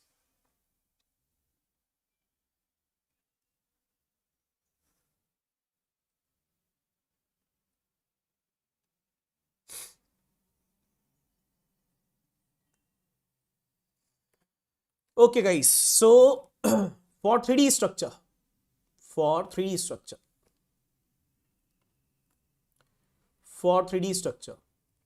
let us suppose if we have pin jointed structure, pin jointed structure, if you have pin jointed structure. So for pin jointed structure, what is the value of DSi? DSi is equal to, again, in case of 3D pin jointed structure, you have single reaction, right? So m into 1 minus how many joint equilibrium equation are there at each and every 3D pin joint? That is basically 3j.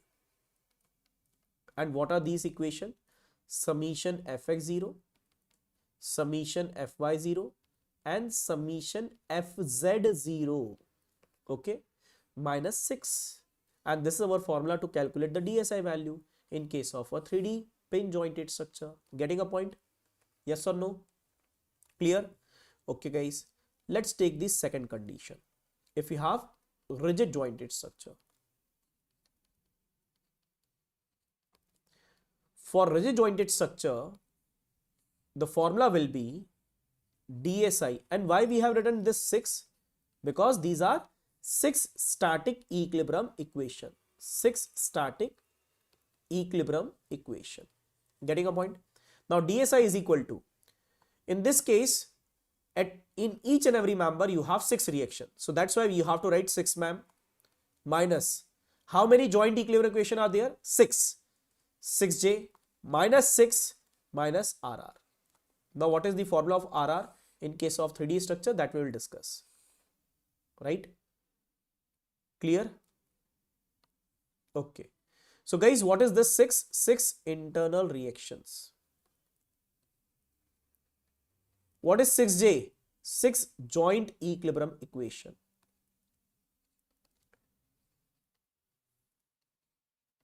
And this 6 static equilibrium equation. Now the question is, what is RR? In case of 3D structure, let us suppose, let's take one example also so that you can understand it. Let's take one example, okay?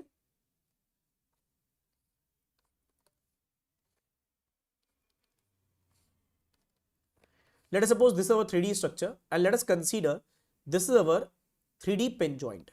This is our 3D pin joint. Okay. Now we need to calculate what is the value of DSi. How we can do it? Very simple. 6 reaction at this particular place, 6 reaction at this place, 6, 6. What is the value of DSe? DSe will be Re minus 6. So it will be 24 minus 6 and it should be equal to 18. But what about DSi? How many members we have? How many members we have? 1, 2, 3, 4, 5, 6, 7, 8. Number of joints? 1, 2, 3, 4, 5, 6, 7, 8. Right? And what are the number of reaction release over here? So guys, RR can be written as, in this case, please remember the formula, 3 into m dash minus 1. This is the formula which you have to use in case of 3D internal hitch. So guys, how many member you have which is meeting at this particular joint? 1, 2, 3. 3 minus 1, it should be equal to 6. So the total number of reactions release is equal to 6. So our answer is DSi is equal to 6m minus 6j minus 6 minus RR. 6m minus 6j minus 6 minus 6. Kindly calculate this. I will share the link over here. You can join my Telegram easily. I will share the link right now. Okay. If you want to join my Telegram, I will share the link over here. Right. But right now, tell me the answer, guys. What should be our answer? What should be our answer? Please write down.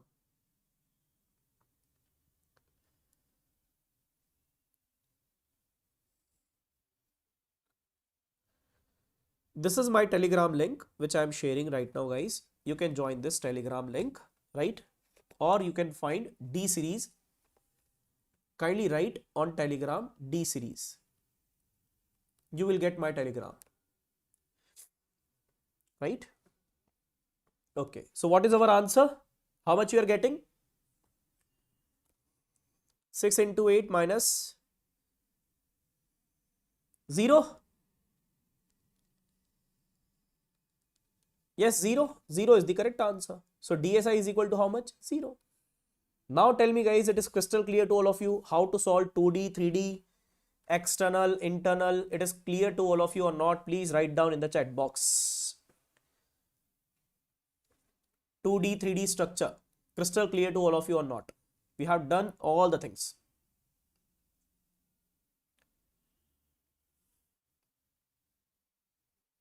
Right? This one done, this one done, this one done, this one done. That's it. That means we are able to understand how to find out external and internal static indeterminacy for 2D structure, for 3D structure, for rigid jointed, for pin jointed, for rigid jointed, for pin jointed. भाई आ गया समझ में, right? Now guys, the second part of the indeterminacy is kinematic indeterminacy. Now how to calculate the kinematic indeterminacy? That is another question, right? Now this particular portion we have done. We have done it. Now the question is how to find out dk. Dk is nothing as kinematic indeterminacy, which is nothing as total number of unknown joint displacement. Very simple definition, but we have a different formulas to calculate it. Let's discuss it for each and every condition.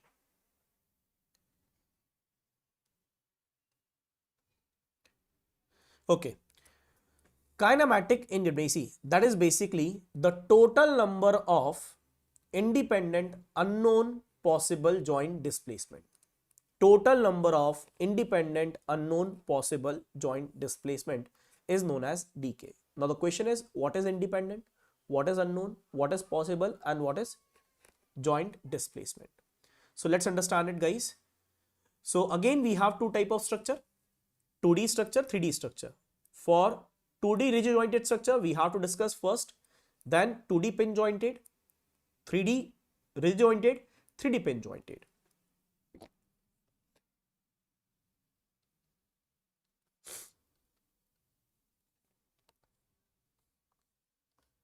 Let's write it down so that when you will use this particular PDF to revise your concept, you can do it easily. 2D structure and 3D structure. For 2D structure again, we will bifurcate it, rigid jointed and pin jointed.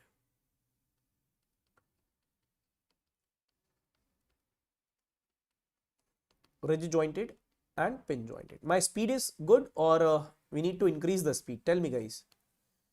Write down in the chat box, speed is good or should I increase my speed?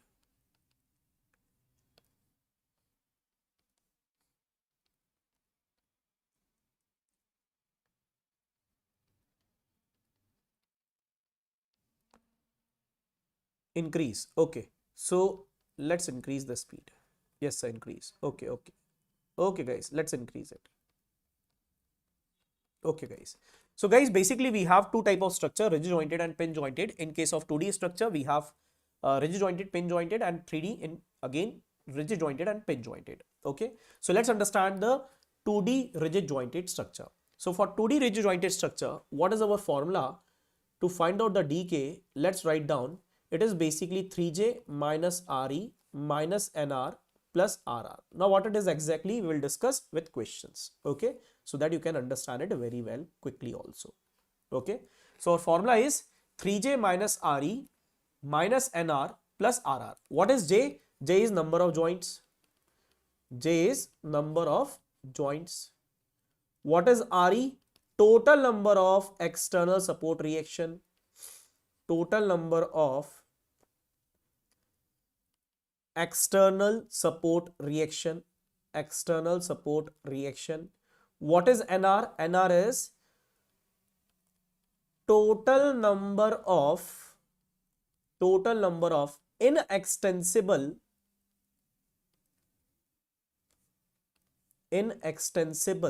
total number of inextensible members, or you can call it as total number of axially rigid member. Why we are considering it, I will explain each and everything. Don't get any don't bother about it. I will explain each and every point. Okay, axially rigid member. Axially rigid member. Then what is RR? That is basically total number of reaction release. Total number of reaction release. Total number of reaction release. Now let's understand with some examples so that you can understand the formula. Okay, let's take some questions. So guys, we need to find out the dk. Dk is what? Total number of unknown independent possible joint displacement. Very easy. Right now, let us suppose this is our structure in which we need to find out the dk value. So guys, how many joints we have? 1, 2. Please remember, free end is also a joint. Free end is also a joint. So j is equal to 2. How many external support reaction we have? 3. 3. What is the nr? Now guys, what is nr basically? Right now this is a pen. Okay, if I apply a force, then the extension of this pen is not possible. So tell me guys, in the axial direction it cannot deform. If it will not deform, so tell me guys, tell me in this particular case, can I say that the member is axially rigid or member is axially inextensible? Yes or no? Yes, definitely. But let us suppose guys, in this, let us suppose if I have a rubber band, so that rubber band can deform in its axial direction easily, right? That means that particular member is extensible in nature or axially elastic.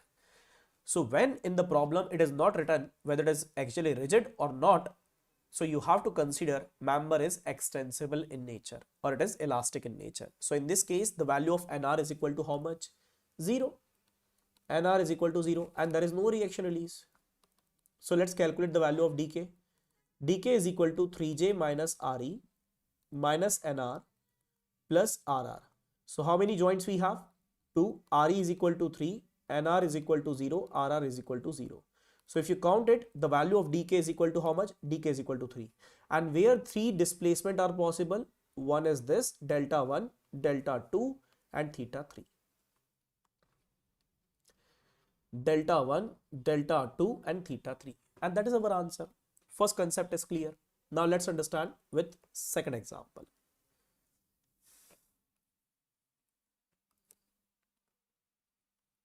Let us suppose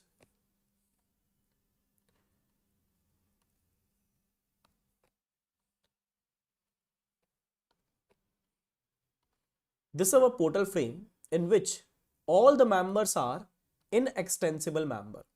It is written in the question itself. All members are inextensible, right? That means it is axially rigid. If it is axially rigid, please tell me guys, in the direction of, in axial direction, the deformation is not possible. Yes or no? If members are axially rigid, then the deformation in the axial direction is not possible. Correct? Okay. And the value of displacement in the axial direction is equal to how much? If it is axially rigid, then the displacement in the axial direction is equal to how much? Please tell me, guys.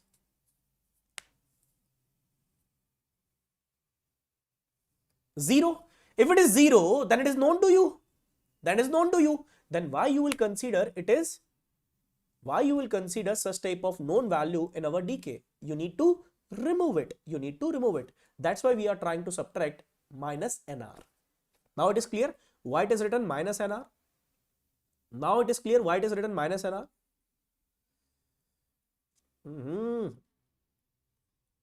What happened? Wait a second, guys.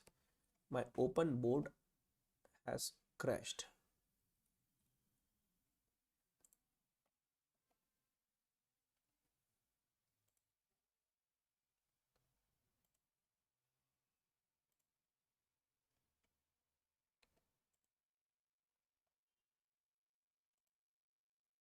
Yes. Understood, right? That's why we have written minus nr. Why it is subtracted? Now you are able to understand. And guys, let me explain something. What is the meaning of unknown? Now you are able to understand. Because such type of value is known to us. That's why we are not considering. And the value which is not known to us, that will become our unknown. As well as, what is possible? If you have axially inextensible condition, so such type of joint displacement is not possible. That's why, guys, this word is written.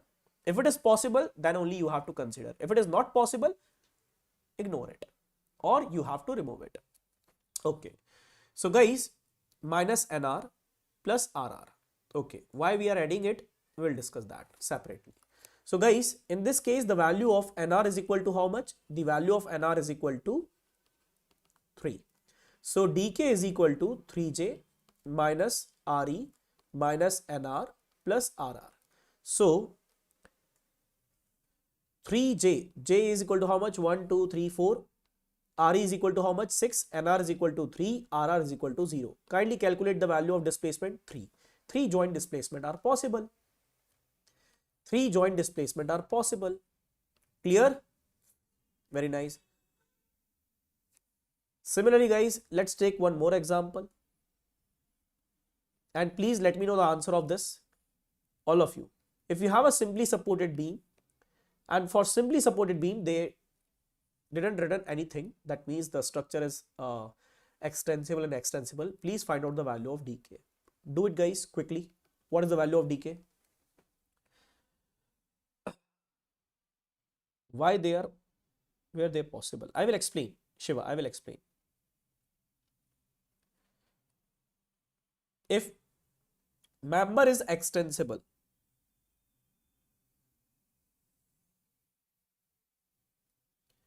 then what is the value of dk in such case? In simply supported. 3, Sanjana, 3. Very nice. What about other students? 3. Very simple. So guys, how many joints we have? 1, 2. What is the value of re? Re is equal to 3. Nr is equal to 0. Reaction is equal to 0. So this is 3. And where these joint displacement are there, guys, you can mark it. One is rotation, theta 1. This rotation is also possible, theta 2. And this joint can move in the horizontal direction also, delta 3, in this way. Getting a point? 3 joint displacements are possible. Yes or no? Very nice. Very nice. Very nice. Very nice. Okay. Now the question is reaction release concept in case of dk. Let's take another example.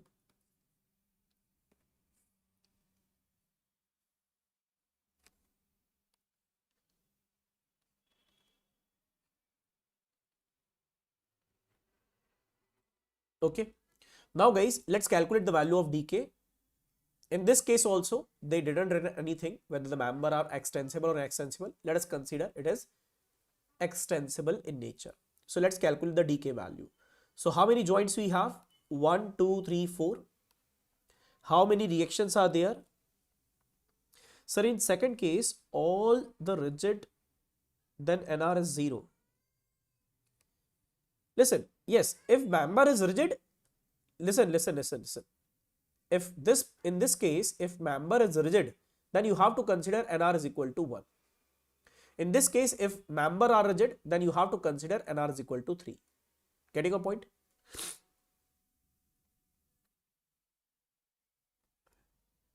Right now, they didn't written anything like member is extensible or inextensible. You have to consider member is extensible in nature.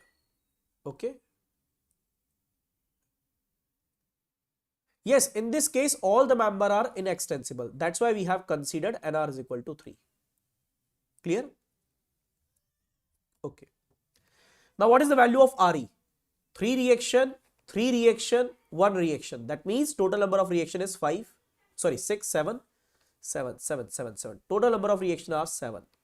What is the value of Nr? Not mention anything. Nr is equal to 0. How many reactions are released? It is equal to 1. Now tell me guys, why we are adding the reaction release? Let me explain it. Tell me guys, right now this is my object and it is stopped at this particular junction by putting some reaction. Now tell me guys, if you remove the reaction, so this displacement will have some value, right? This joint can move in this direction. If you remove the reaction, then this particular joint can move in this direction. So we may have certain unknown value of that particular joint displacement. And that is the reason guys, if you have n number of reactions which is released, so by the same amount, our unknown joint displacement will get increase.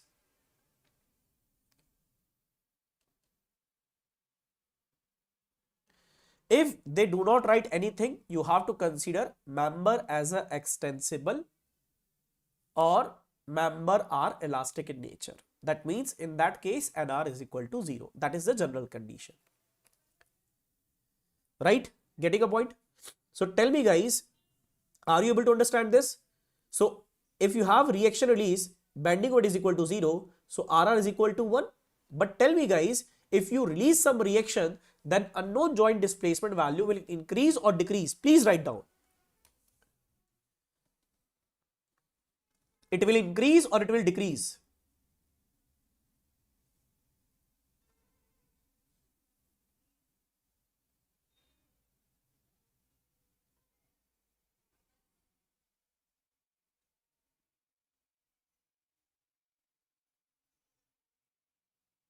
Tell me guys, it will increase or it will decrease? Increase. Definitely it should increase. The number of joint displacement will get increase. And if it is increase, then you have to add the value of RR in our formula. That's why guys, it is written as plus RR. That's why it is written as plus RR. Are you able to understand? Are you able to understand?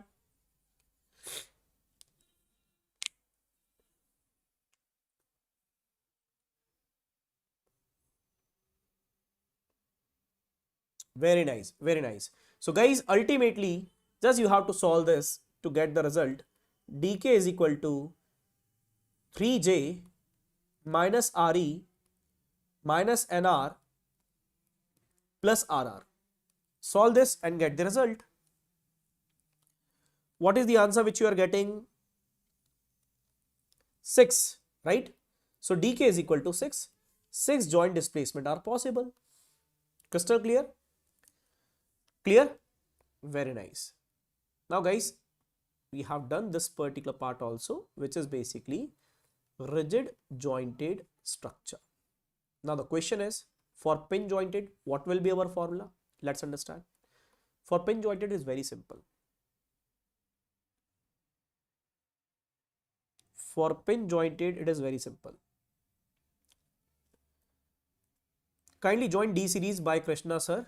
You will get the Telegram channel, right? In Telegram directly. Kindly search D series by Krishna Sir. D series.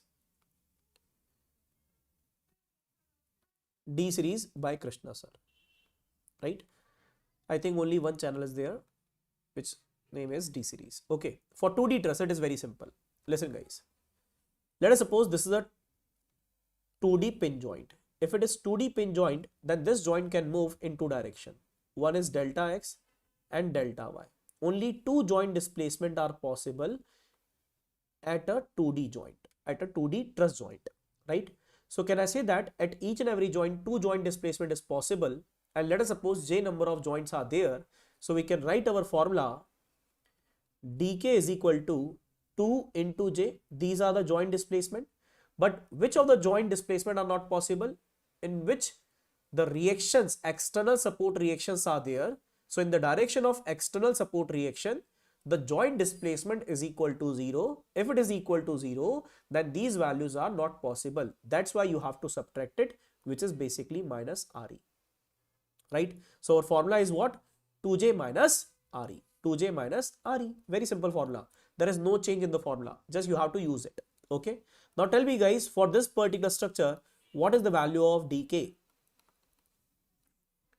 For this structure, what is the value of dk? Okay, Shiva, I will repeat. I will explain the formula by using this particular example itself. Okay. Tell me guys quickly. 1, 2, 3, right? And how many joints we have? 1, 2, 3. So total number of joint is 3. What will be our formula? 2j minus Re. So it will be 3. 3 joint displacement are possible. Let me explain with the figure. Guys, this is our 3D truss, 2D truss. Now at each and every joint, how many joint displacement are there? 2. Delta x and delta y. Let's draw it.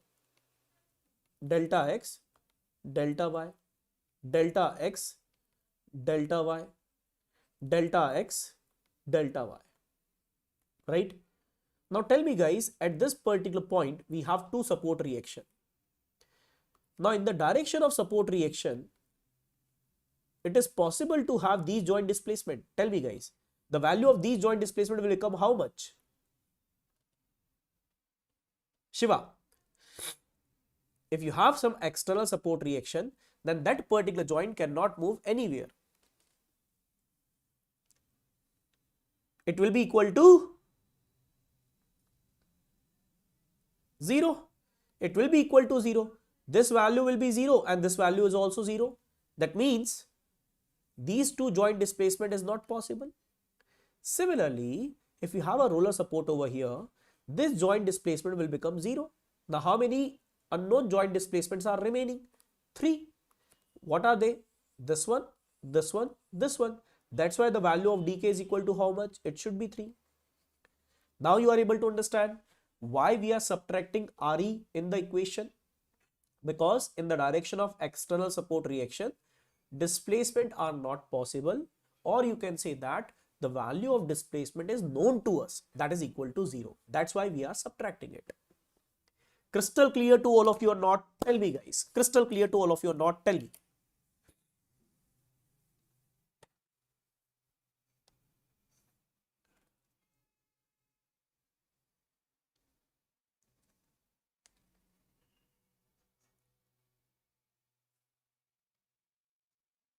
All of you, all of you, all of you. Okay, very nice, very nice, very nice guys. Keep going. Very nice. Okay. Now the formula for 3D structure. Now the formula for 3D structure.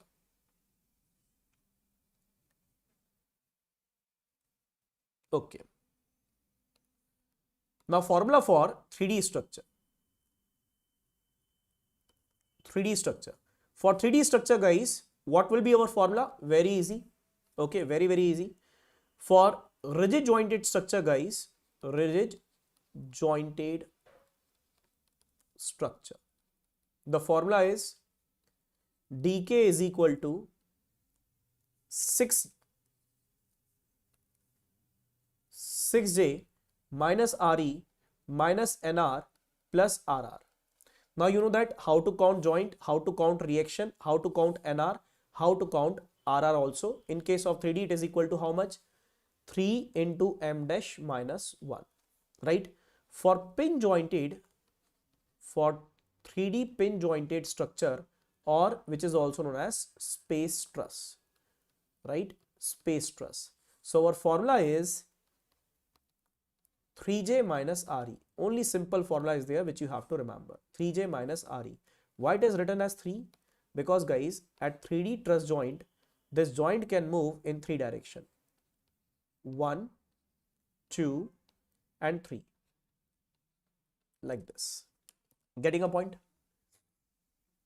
Now tell me guys, yes, just you have to remember the formula to get the answer. Put the values and get the answer. That's it.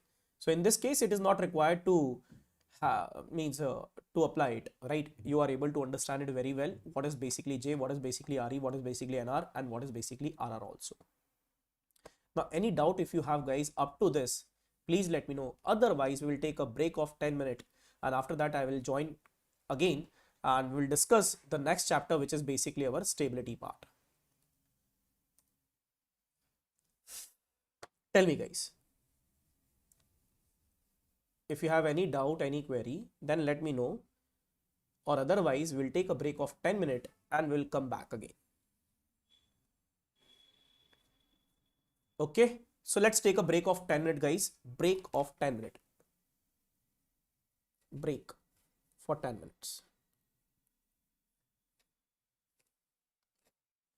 So right now it is 12:12. So let's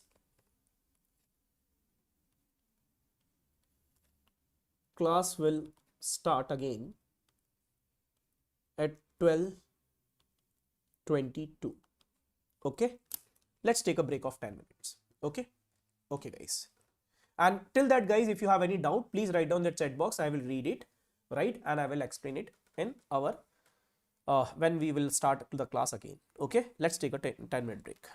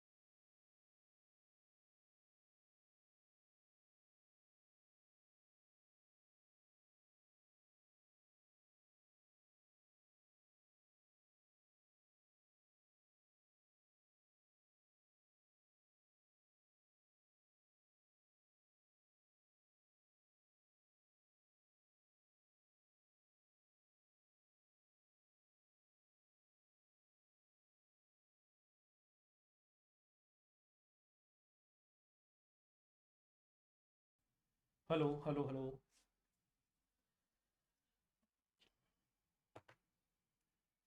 Hello, dear students. Please come back and join the session again, and we'll continue it.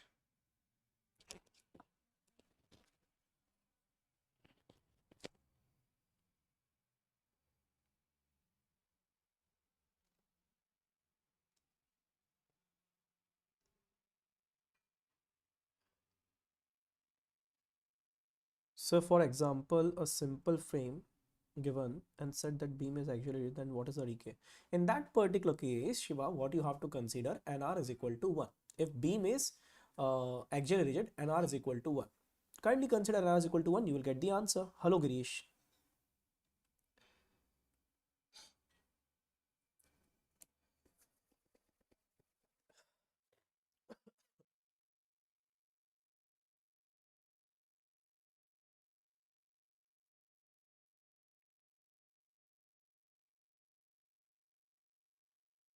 Hello, Swapnil. Come fast, guys, come fast again. If you are interested in learning, then we will discuss all the things, guys, right? Please come back quickly.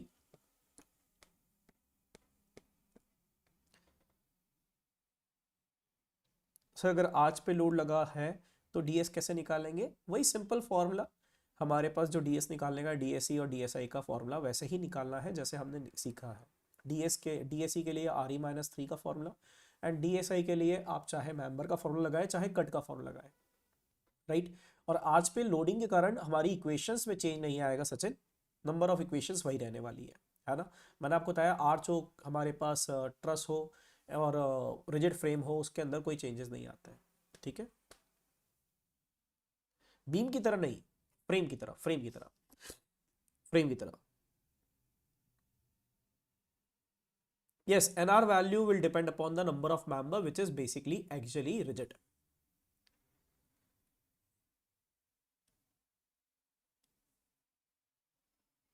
Clear?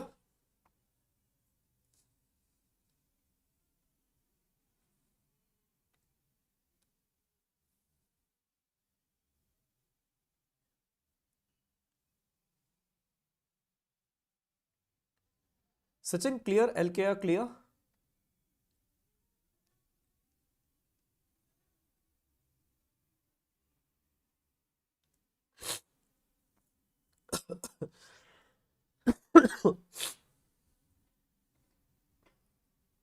Sir अगर every joint दो equilibrium equation है इन pin joint तो हमें 2j-3 क्यों?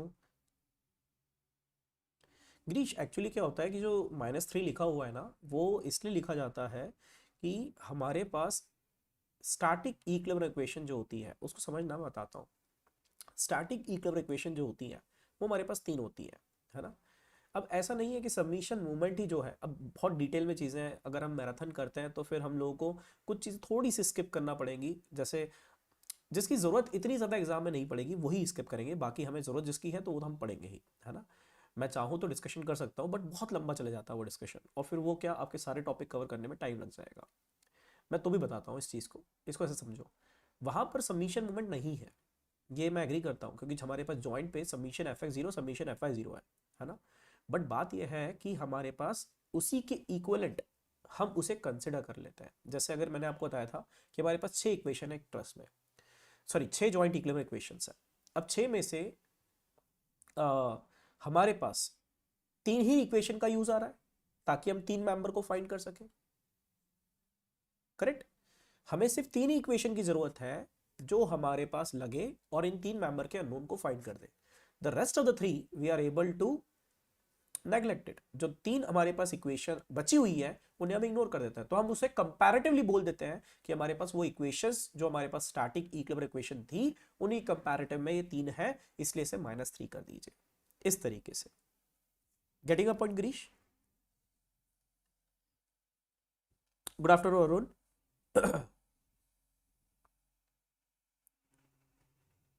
Okay, so let's continue our session, guys. Let's start our next chapter, which is basically our stability of structure. Stability of structure.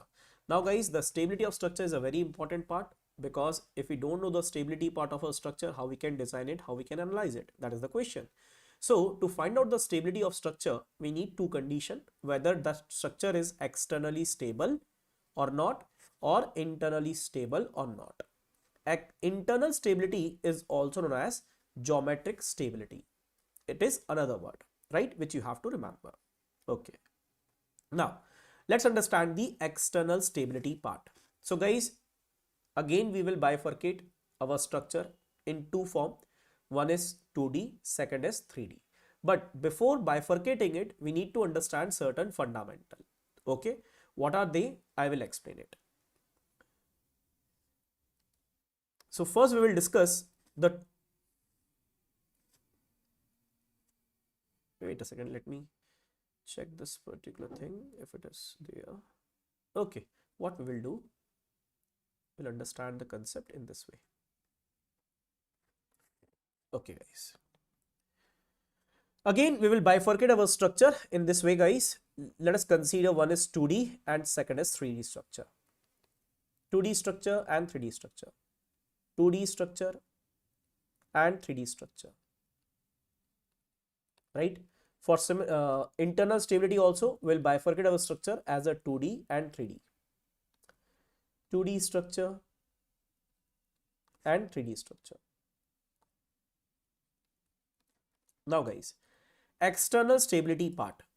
So first we will discuss the external stability for 2D structure, whether it is ridge jointed or pin jointed, it doesn't matter. For both the type of structure, you have to consider this particular criteria. Now let's understand one by one what are these criteria. First one is trivial and non-trivial reaction. What do you mean by it? Let me explain it. Let us suppose this is a hinge and this is a roller support. Let us suppose if you have a vertical load like this, whose value is P. Okay. Due to this particular load P, certain reaction which can be developed over here, let us suppose R develop. No doubt this particular support will have certain capacity also. Let me give you one example. Guys, this chair can bear my load, but if I put put some 500 or 700 kg of load on this particular chair, then the support of the chair will get fail, right? Getting a point? So that's why each and every support will have certain capacity, which is known as R maximum, right? The maximum capacity of support to take the reaction. Okay. So guys, let us consider in this particular case, due to some value of P, our R develop is equal to 10 Newton. Okay.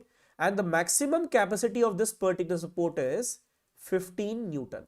Now tell me guys, or let me write it in terms of kilonewton. Okay. So tell me guys, in this particular case, the developed reaction is very less as compared to the capacity of support. So in such case, support will fail or not? That is my question. In such case, support will fail or not? Please tell me. In this case, R develop is lesser as compared to R maximum. So support will not fail. If it is not failing, so such type of reaction which is developed is known as non-trivial reaction. So this reaction is known as non-trivial reaction. Non-trivial reaction. But let us suppose guys, if we take another case, let us consider R develop is equal to 20, but the capacity of support is again same, which is basically 15 kilonewton. Now tell me guys, in such case, what will happen? In such case, can I say that our support will fail? Why support is failing? Because the developed reaction is very large as compared to the capacity of support, and such type of reaction is known as trivial reaction. Such type of condition is known as trivial reaction. Now tell me guys, which type of reaction you want in your structure, whether it's trivial or non-trivial? Tell me guys. Tell me. I am hiding myself. Okay. Tell me guys. Which type of reaction you want in your structure so that it will be stable one? Non-trivial or trivial? It should be non-trivial in nature. It should be non-trivial in nature. Very nice. It should be non-trivial in nature.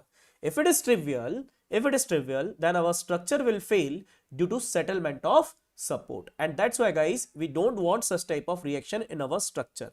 So guys, please remember, this is one of the criteria in our structure. The reaction should be non-trivial in nature.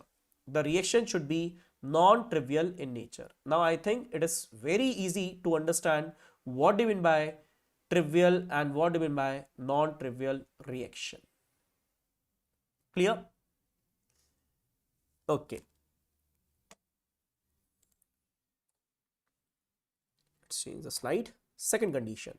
What do you mean by parallel reaction? What do you mean by parallel reactions?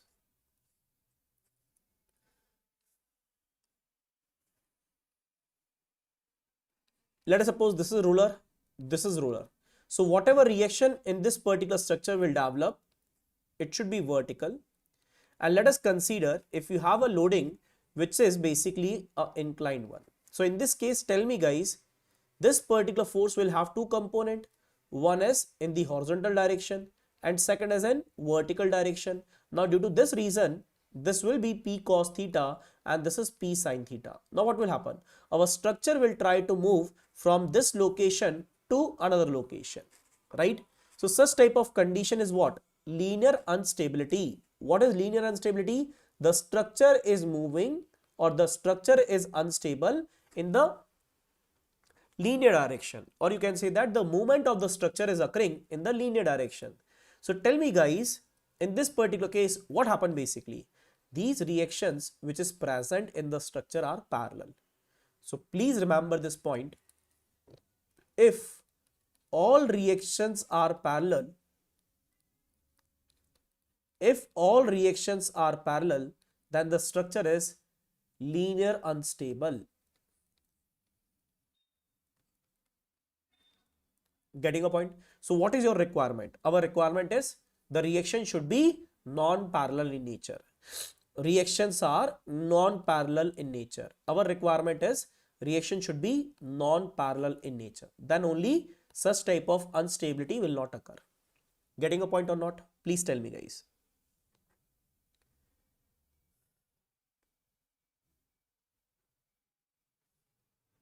Very nice. This condition is also understood.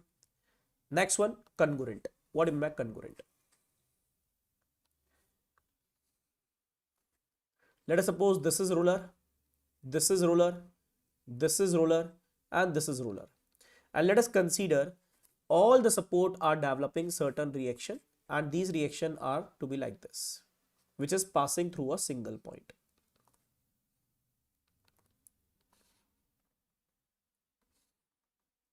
Which is passing through a single point. Now tell me guys, in such condition, what will happen?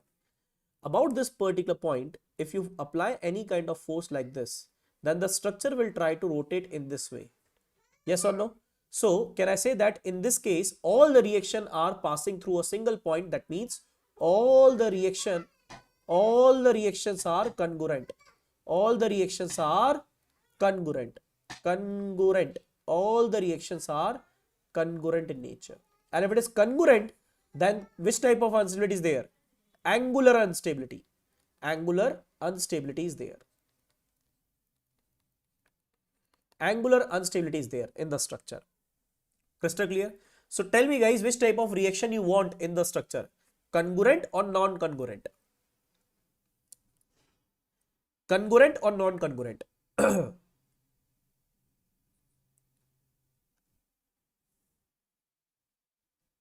Congruent, non-congruent? Non-congruent. So very simple to understand. So guys, please remember this particular point. I am hiding myself. To make a structure externally stable, to make a 2D structure externally stable, how many reaction which is to be developed? It should be minimum 3 independent external reaction should be developed, which are non-parallel, non-congruent and non-trivial. And if such conditions satisfy, so structure should satisfy 3 static equilibrium equation also, which means summation fx0, summation fy0, summation mz0. But however guys, the small elastic deformation is allowed. What do you mean by it? Basically the deformation of member within itself, right? You can say that the member can have extension or compression inside it, right? So that extension or compression can be considered up to the elastic limit, right? But what we are talking about, we are talking about the rigid body displacement. The whole body cannot move from one point to another point. Getting a point? The whole body, right? That means rigid body displacement. Clear? Okay, guys. So to make a 2D structure externally stable, minimum 3 independent reaction, 3 static equilibrium equation should satisfy. And what are they? Summation fx0, summation fy0, summation mz0. And small elastic deformation are allowed. Crystal clear? Now tell me, guys, in case of 3D structure, what should be the criteria and what should be the change in the our conditions? In case of 3D structure, what should be the change in our condition? Tell me, any one of you.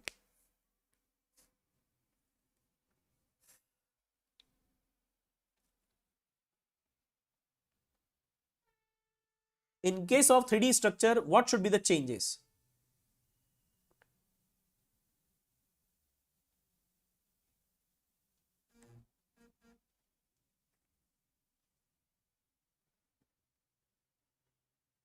Any one of you guys, any one of you who can tell me the answer.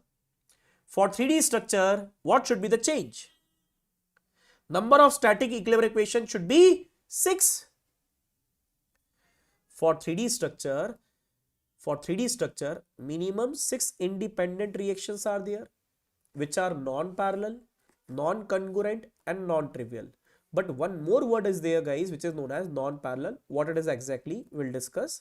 But it should satisfy 6 static equilibrium equation, right? Summation fx0, summation fy0, summation fz0, summation mx0, my0 and mz is equal to 0, right? Again, the same condition is there. Small elastic deformation is allowed. Small elastic deformation is allowed. Now, guys, what do you mean by non-coplanar? That we will discuss. That we will discuss.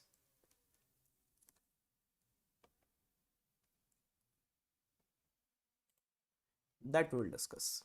What do you mean by non-coplanar?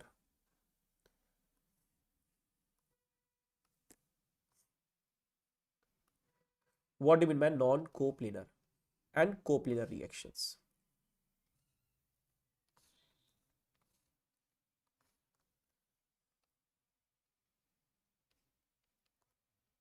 These are roller supports, roller supports, roller supports, roller support.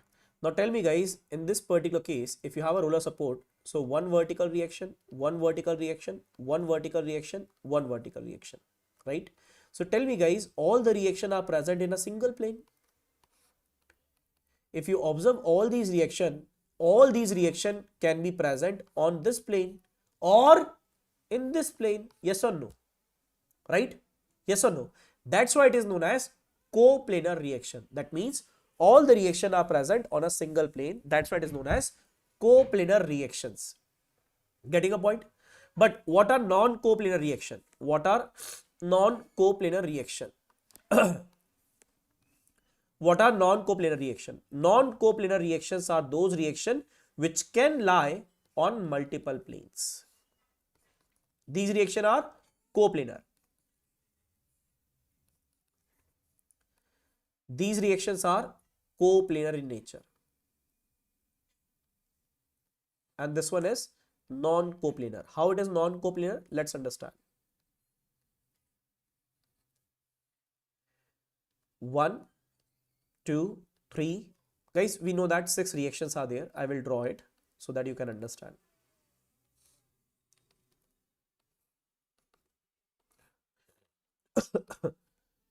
This is X, this is Y, this is Z. So tell me, guys, in the vertical direction, we have Vy or Fy like this. Then we have Fx, which should be lie on this plane, Fx.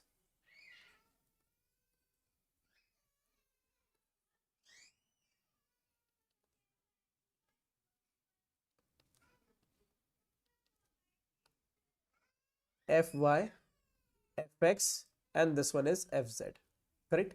Now tell me, guys, Fy and Fx can lie on this plane. What about Fz? Fz can be on this plane. Fz on this particular plane. Getting a point? Now what about movement? You can consider Fy also on this plane. It can be possible, right? This Fy can be possible in this plane also, guys. Now if you consider this particular portion, so you may find Fx will be lie on this plane and Fz will be lie on this plane. Correct? Let's understand the movement part. So guys, if we take the movement about x, movement about y, movement about z. So this is basically mx, my and mz, right? So tell me guys, in this particular case, can I say that this mx movement will lie on yz plane? This my movement will lie on this particular plane, and this mz movement will lie on this particular plane. So tell me guys, in this particular case, can I say that the reaction are present on a multiple planes, not on single plane? That's why these reactions are non-coplanar in condition. Yes or no? So what is the problem with coplanar reaction? Guys, if you have coplanar reaction, so tell me, if you give a force like this, the whole structure will shift in this direction. If you give the force in this direction, then the whole structure will shift in this direction. Getting a point? That's why if you have reaction which is coplanar, then guys, it is again externally unstable. If it is non-coplanar in nature, then it is stable. Getting a point or not? Any doubt? Any doubt? Any doubt? Any doubt? Any doubt? Any doubt? Please write down. Crystal clear?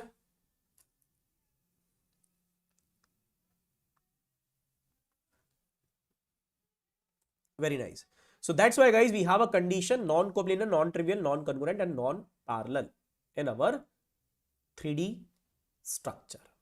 Crystal clear? Very nice. Very nice guys, very nice. Now you are able to understand it very well. So now it is clear what is the condition for external stability for 2D and 3D structure. Now let's understand the internal stability part. Very easy. Internal stability or geometric stability. So guys, for internal stability, again we will bifurcate our two structure. One is rigid jointed, second is pin jointed. But guys, I will tell you the two concepts over here, concept 1 and concept 2, right? For rigid jointed structure, whether it is 2D or 3D, we have to apply concept 1 only. And if it is pin jointed structure, we have to apply concept 1 as well as concept 2, whether it is 2D or 3D, right? So let's discuss what are these concepts, then I will conclude it by considering the structure also. First, we will discuss the concept part. Okay, let me hide myself. How non-coplanar are stable? Tell me guys, if you apply the force in any of the direction, you may have a reaction which will try to oppose it. Tell me, if you have vertical loading, then vertical reactions are there. Who will oppose this? If you have horizontal reaction like this or this, then we have Fx and Fz which will resist it. But in this case, tell me, if you have horizontal loading, then who will resist that horizontal reaction, horizontal force? There is a problem. Getting a point, Shiva?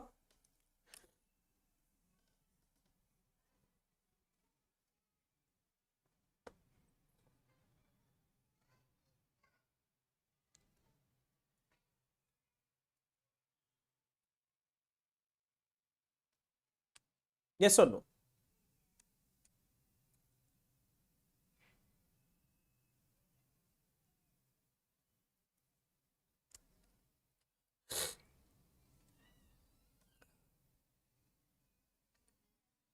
Yes. Now it is clear. Very nice. So guys, let's understand the concept 1, then we'll discuss the concept 2. Concept 1 and concept 2. Let's discuss the concept 1. Concept 1. Concept 1. What is concept 1? So guys, to make a structure internally stable, there should not be any kind of relative motion from one part of the structure to the other part of the structure. What is the meaning of that? Let me explain it. Then we'll come back to the statement portion.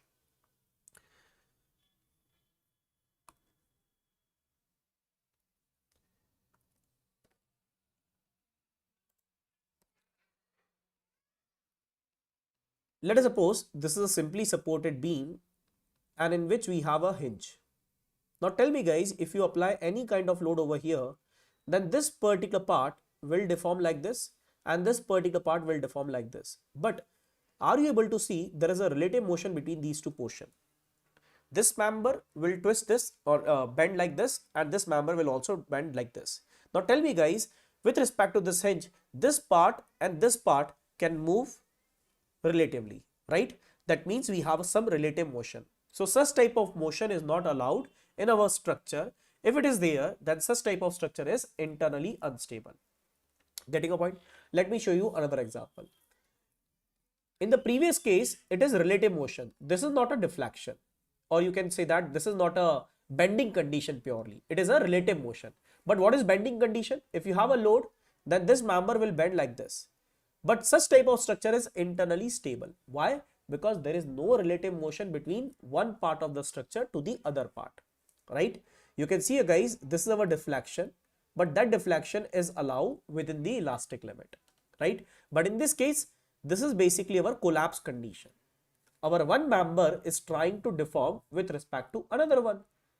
Getting a point? So this one is internally unstable. And this one is internally stable. Getting a point or not? Are you able to understand? Let's take one more example.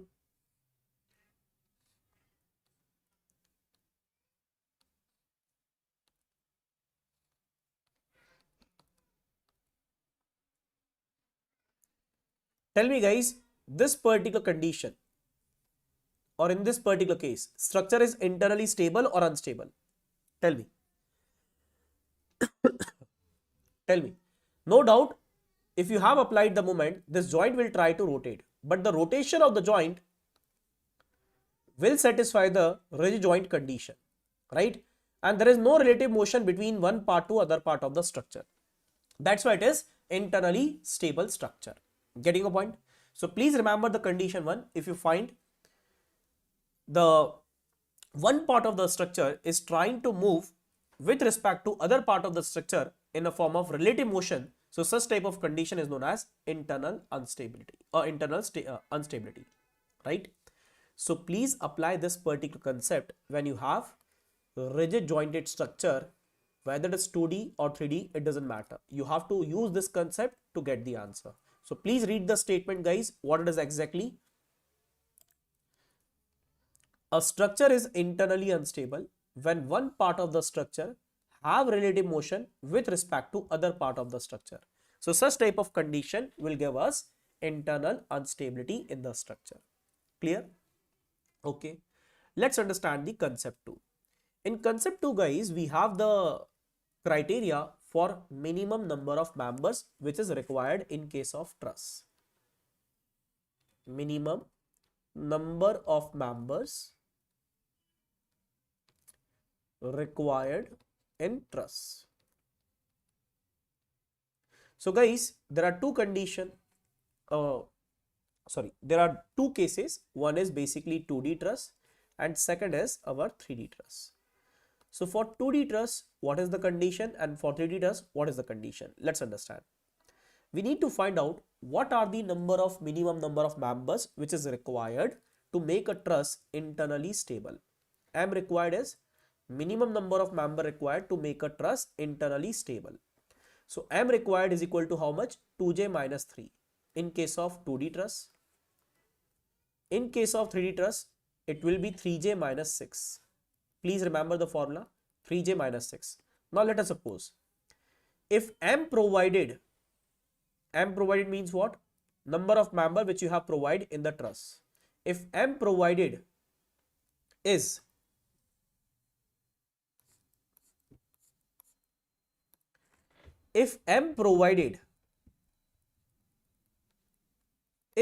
less than M required, the amount of members which is required is higher as compared to the members which we have provided. So such type of condition will be unstable condition. But let us suppose guys, if the required value is lesser and the number of member which we have provided is higher, So definitely our truss will be stable one. Tell me yes or no. So just you have to apply this particular condition in 2D truss also and 3D truss also. Are you getting a point? Then we'll draw certain structure so that we can apply this and we are able to understand the stability also. Tell me guys, yes or no? Please write down.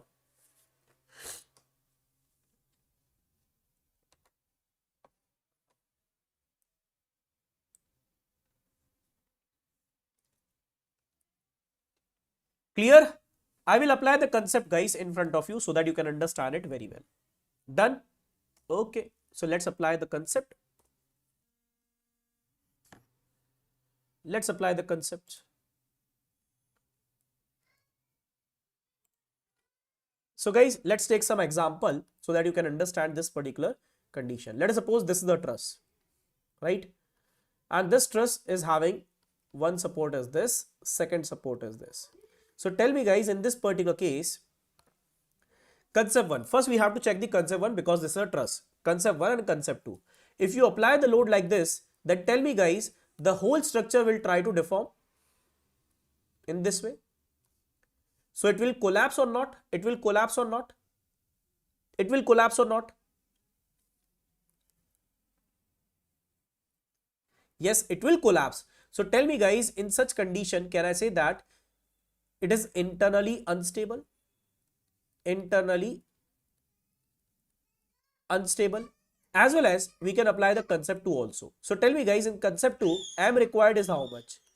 1, 2, 3, 4. 4 joints are there and it is 2D truss. So 2 into 4 minus 3, it should be equal to 5. The requirement is 5 member, but how many members we have provided? How many members we have provided? Only 4. So M required is greater as compared to M provided. That's why such type of structure is again unstable. Getting a point? Okay. Let's take another example.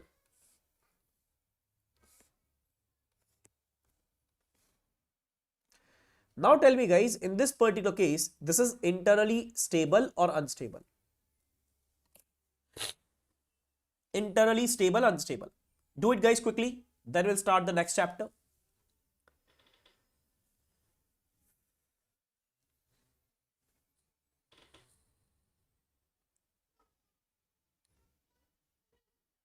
Internally stable, unstable? Stable. Why it is stable? Because concept 1 is not applicable. There is no relative motion between the one part of the structure to other part. As well as M required is how much? Again M required is 5 and M provided is also 5. So can I say that guys, concept 2 will also satisfy? The requirement and the provided condition is same. So ultimately the structure will be stable one. Now all of you are able to understand guys, what is the condition which you have to apply? Please remember it once again. First you have to check the concept 1 for rigid jointed structure, if it is 2D structure or if it is 3D structure, right? Concept 1 is only applicable for internal stability, right? But if you have pin jointed structure, you have to apply both the concept 1 as well as concept 2. And after checking both the concept, if it satisfies both the concept, then only it is internally stable, otherwise not. Crystal clear? Okay. Now let's move to the next part, which is basically the analysis of truss. Very nice. Now guys, let's move to the next part, which is basically the analysis of truss. As you know that guys, from the truss, you may expect like determinate type of truss analysis, like by method of section, method of joint, and the deflection of a truss joint, and the zero force member. So these type of topic are the important for your truss part. So these topic we will discuss in detail. How to solve the problem also, we will discuss some problem over here also guys. Okay, so let's understand the assumption of the truss analysis, then we'll discuss how to solve the determinate trusses. So you know that guys, we can classify our truss as a 2D truss. We can classify our truss as a 2D truss and 3D truss. But 3D truss is not in our syllabus, so we can cross it. 3D truss is not in our syllabus, we can cross it. Only just you have to remember the 2D truss part. In 2D truss, again, there are two bifurcation, determinate and indeterminate. Determinate and indeterminate. Now guys, my suggestion is that kindly ignore indeterminate truss because such type of truss required a lengthy solution which cannot be possible in 2-mark question. That's why you can ignore indeterminate truss analysis. Kindly focus over the determinate truss and which we'll discuss in our class also. Okay, let's understand. What are the assumptions? I think these assumptions are already known to you, but I will just give a review over here, guys. First assumption is all the members should be perfectly straight. In case of truss, all the members should be straight, not a curved one. All the joints should be pin connected. All the joints will be pin connected and these pin connection will be a frictionless hinges, right? Okay, this is our third assumption. What is our second assumption? All the loading should be applied at the joints. Let us suppose this is a truss. So you are not able to apply the load in between the member. You have to apply it at always at the joint. Always at the joint. The weight of the member is neglected. Do not consider the self weight of the member. It should be neglected. Now, these truss member are capable to take the axial force only. They are not able to take the bending moment and shear force. That's why you can write here, guys, the member can only experience the tension or compression force in the form of axial force and the bending moment and the shear force is equal to 0. And the last assumption is material of the member should be linear elastic, homogeneous and isotropic, in which Hooke's law is valid. I think this assumption is very common, right? You have learned this assumption in steel structure also, in a strength of material also, in RCC also, and as well as in our structure analysis. So I think you know this particular assumption very well. Yes or no, guys?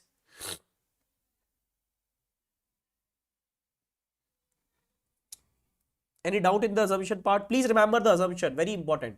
You may find 1-mark question with respect to this. Okay, so let's understand the sign convention.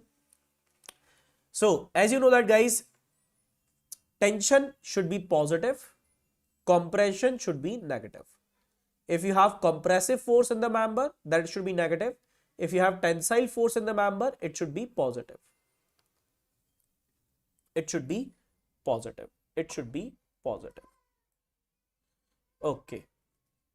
Now, guys, as we know that there are two methods which we have to discuss, method of joint and method of section. Let's understand the method of joint first by taking one example. So I hope all of you are able to see the question over here, guys. What is method of joint? In method of joint, to find out the forces inside the member, we need to use the joint equilibrium equation. But if we want to find out the force in internal forces or the member forces in case of method of section, you have to use static equilibrium equation. And this is the major difference between these two methods to find out the forces inside our members. Okay, let's apply the method of joint. So guys, let us suppose if you want to find out the force in all the members, please prefer method of joint. Let us suppose this is our structure. Okay, so first we will apply the static equilibrium equation. Do it, guys, with me. Okay, static equilibrium equation. Static equilibrium equation. So let us suppose this is VA, this is HA, this is VC. First we will apply summation Fx is equal to 0. That means HA is equal to how much? It is equal to 0. Then summation Fy is equal to 0. That means VA plus VC is equal to how much? It should be equal to 10. Then we will write summation moment at C is equal to 0. That means VA into 6 minus 10 into 3, it should be equal to 0. So VA is equal to how much? It should be 5 kilo Newton. VA is equal to how much? 5 kilo Newton. Now what about VC? Can I write here, guys? By using this equation, we are able to write down VC is equal to 5 again. VC is equal to 5 kilo Newton. Crystal clear? Any doubt, guys, in the first step? Tell me. Any doubt in the first step?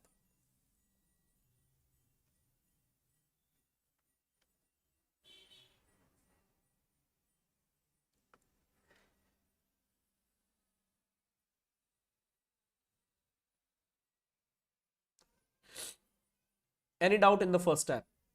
Please write down, guys.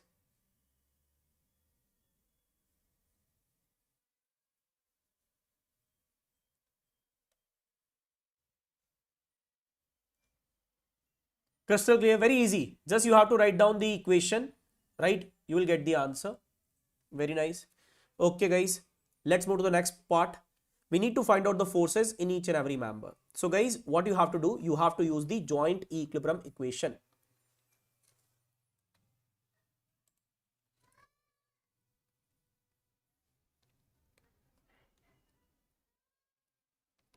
Joint equilibrium equation. So, how many joint equilibrium equation we have at each and every joint? 2. Summation fx0, summation fy0, summation fx0 and summation fy0 at each and every joint.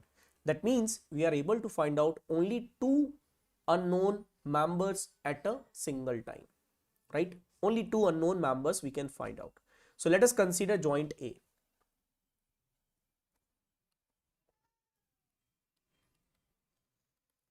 Joint A.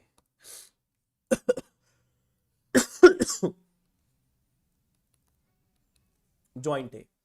So this is our hinge support and this one is our FAB. This one is FAC. This angle is theta, right? And then we have vertical reaction, which is basically VA and HA. VA and HA, right? So can I write here, guys, what is the value of angle? We need to find it out. Let me hide myself. Can I write here, guys, tan theta is equal to, this is 4, this is 3, so 4 by 3. So what is the value of theta? Please find out.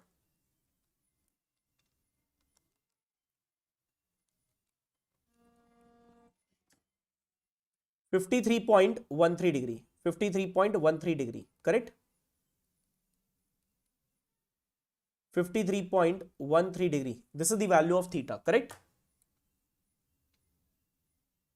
Very nice. So guys, let's write down. This angle is equal to 53.13 degree. Okay. So summation Fy is equal to 0. FAB sin theta plus VA is equal to 0. FAB is not known to us right now. Sin 53.13 degree plus VA. VA is equal to how much? VA is equal to how much? 5. VA is equal to 5 and it should be equal to 0. So what is the value of FAB? Tell me, guys, quickly.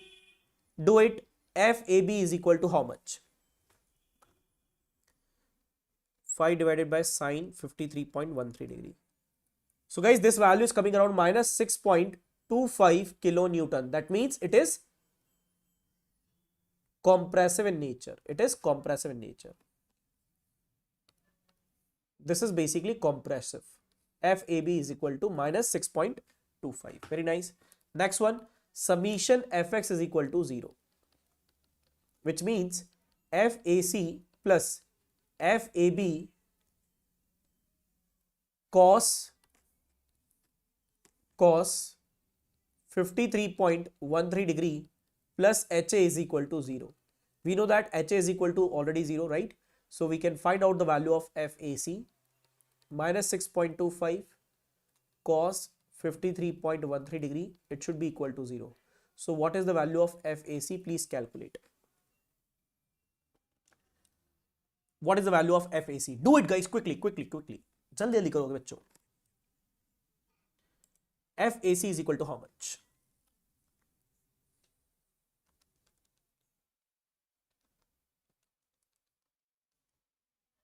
(3.75 kilonewton). This is the answer for AC part. Very nice. Next one, which we have to find out, guys, that is nothing as that is our BC member. So we can consider joint C and to find out the value of BC member, which is very easy.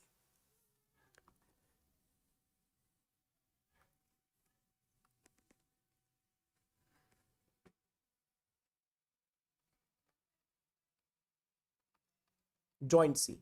This is our roller support.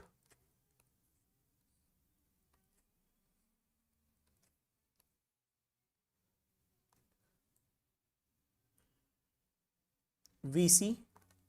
This one is FBC, and this angle is again same, 53 point something something, 53.13 degree, and this one is FAC. Correct? So we will write here, guys, summation Fy is equal to 0 to find out the value of BC. So FBC sine 53.13 degree plus VC is equal to 0. FBC multiplied by sine 53.13 degree plus VC. VC is 5 again, and it should be equal to 0. So FBC is equal to how much? Are you getting same value? Minus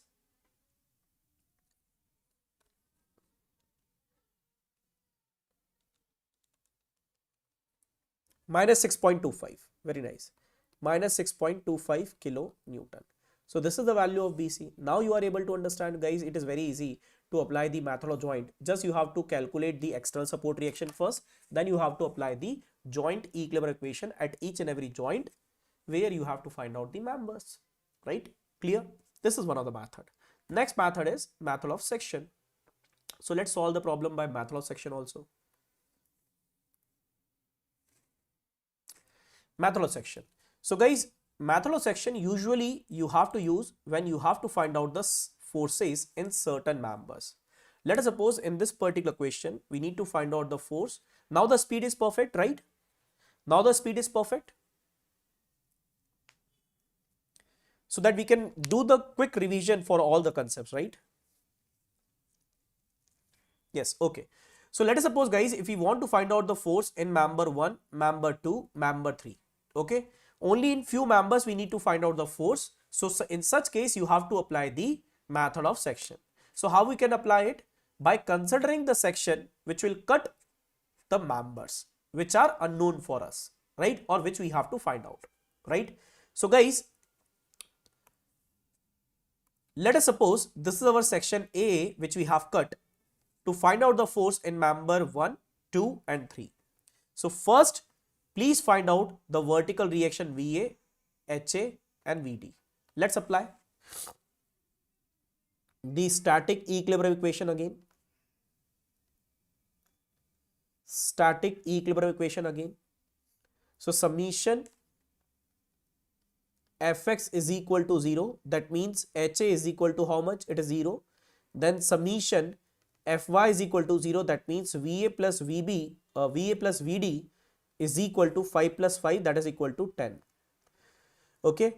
Then we will write summation moment at D is equal to 0. That means VA into 3 plus 3 plus 3, 9, minus 5 into 6, minus 5 into 3, and it should be 0. So the value of VA is equal to how much? Do it, guys, quickly.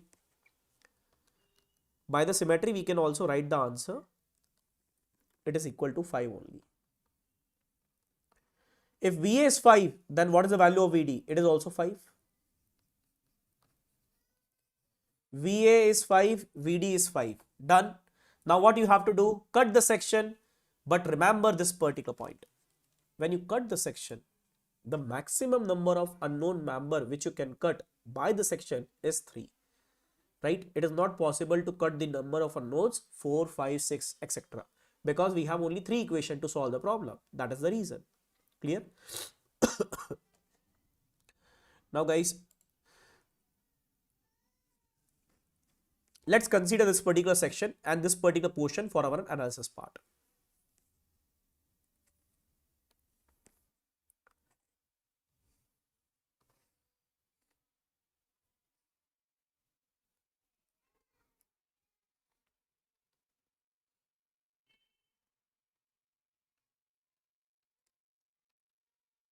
Let us consider this is our F1, this is F2, this is F3.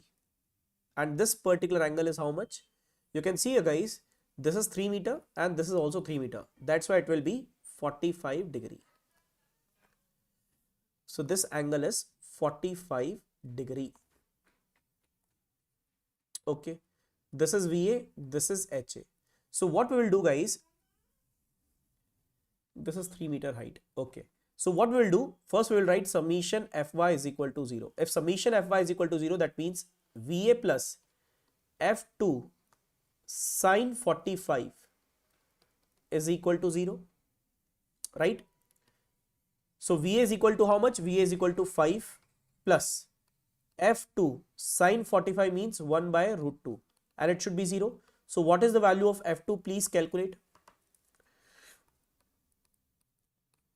Minus 5 root 2 kilonewton.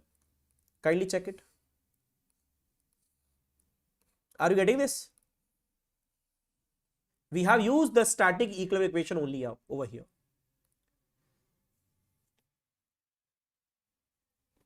Very nice, very nice, very nice. Next one. Let us consider the moment at this particular point is equal to 0. What is this point? This is A, this is B, and this one is E. So let us consider moment at point B is equal to 0. So can I write here, guys, F1 into 3 meter plus Va into 3 meter again.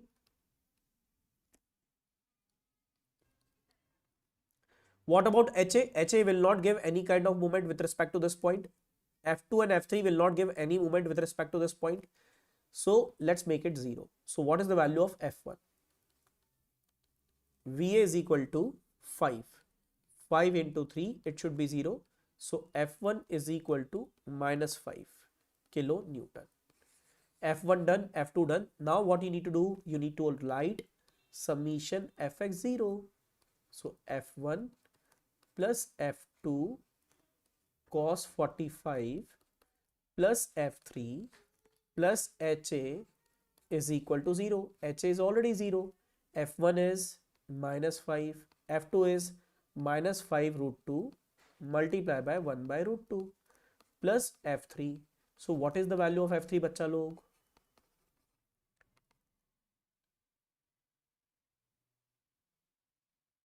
F2 is 0. Swapnil, why F2 is 0? Oh, sorry. We missed the load. Okay, sorry for that, bachcha log.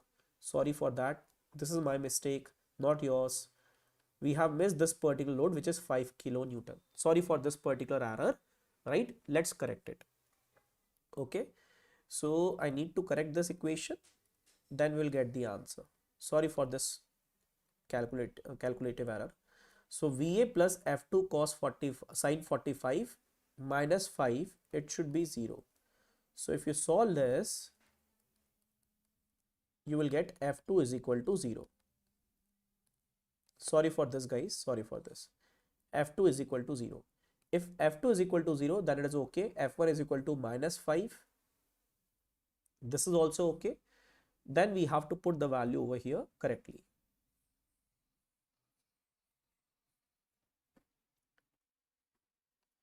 Summation moment about B is equal to 0. Clear? F1 is clear. F2 is clear. There is no error in the F1 and F2 right now. Now it is clear. Any doubt if you have, please write down.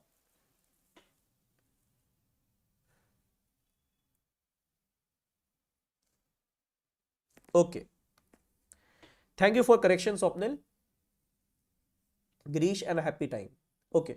Now we'll write summation Fx is equal to 0. F3 plus F2 cos 45 plus F1 plus HA is equal to 0. So HA is already 0. F2 is already 0. And F1 is equal to minus 5. Then F3 is equal to how much? It should be plus 5.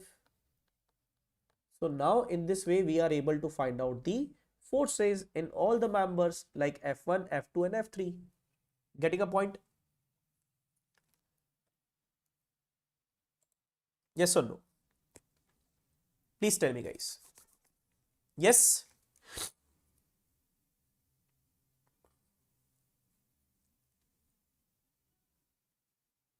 Perfect. Got it. Now guys, the case of deflection of a truss joint. How you can find out the deflection in case of a truss joint, that we have to discuss. So guys, let's understand. very simple formula. Let me explain it, then we'll apply it also, right? Let us suppose if the loading is given, in our structure or in our truss, so the value of deflection of a truss joint is equal to what? Summation FKL upon A, right? And it should vary from I is equal to 1 to I is equal to N. What is F? The forces in all the members due to given loading. What is K? Unit force due to unit load at that particular joint. You have to apply the unit load at that particular joint where you have to find out the deflection in the desired direction, and according to that particular unit load, what are the value of forces which is developed in each and every member, that you have to write as a K system of force. L is the length, A is the area, E is the Young's modulus of elasticity. But let us suppose, anyhow, if you know the value of direct change in length of member, so can I write here, guys, FL upon AE can be written as delta. So we can replace this value and we can write here delta can be written as summation I is equal to 1 to I is equal to N del I into Ki. But let us suppose if this particular change in length is due to change in temperature, so this particular delta we can write here in terms of L alpha delta T. So delta is equal to summation I is equal to 1 to I is equal to N L alpha delta T into Ki. Getting a point? Now let us suppose if there are both condition due to change in length, or you can say that due to loading condition and due to change in temperature. If both the condition are there, right? So you have to write the formula which is will be summation I is equal to 1 to I is equal to N L alpha delta T plus FL upon A I into Ki. I think all of you know these formula. Yes or no, please write down. Then we'll solve a problem which is related to this.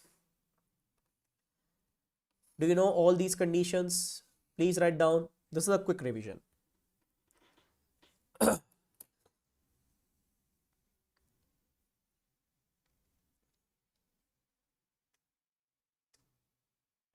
Yes, very nice. Please write down all of you, all of you, all of you, all of you, all of you.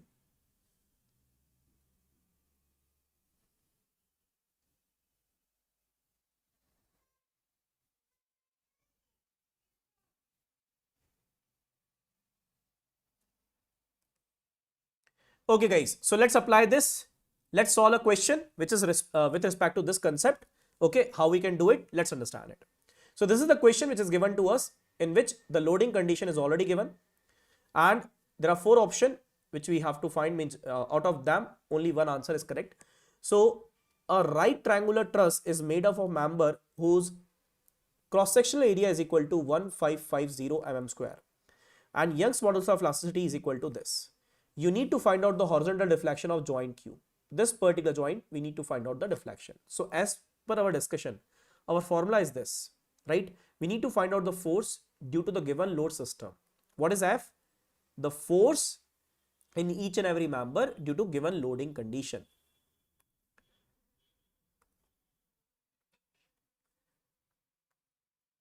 F is nothing as it is the F system of force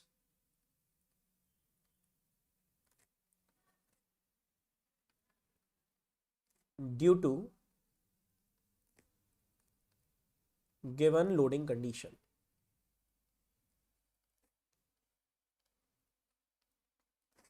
Okay. So guys, let's solve it. Again, you have to apply the method of joint to find it out. Okay. Method of joint again. This is the roller support. This one is hinge. Then we have 135 kilonewton.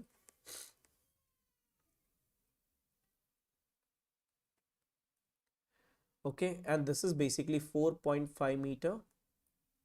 Then we have 6 meter. And this is basically P, this one is R, and this one is Q. Okay. Now guys, this is our VP, this one is VR, and this one is our HR. Let's find out all the reaction, HR, VR and VP. So guys, first we'll use the static equilibrium equation. Let's write down summation Fx is equal to 0. So 135 minus HR is equal to 0. So value of HR is equal to 135 kilo Newton.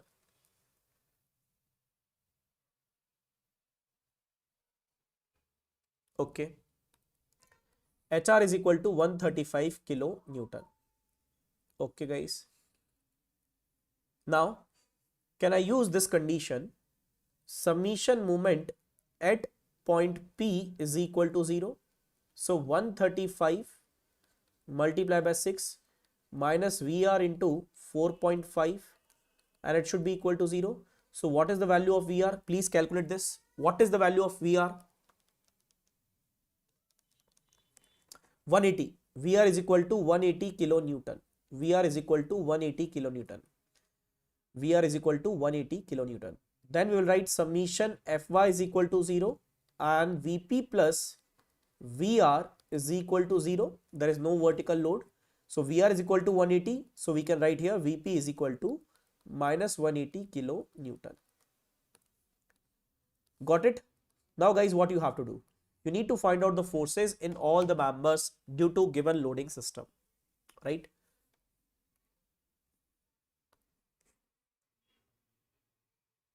So let us consider joint R, then we'll consider joint P.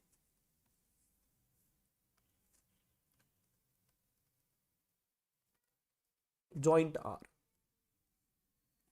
Joint R, joint R, joint R.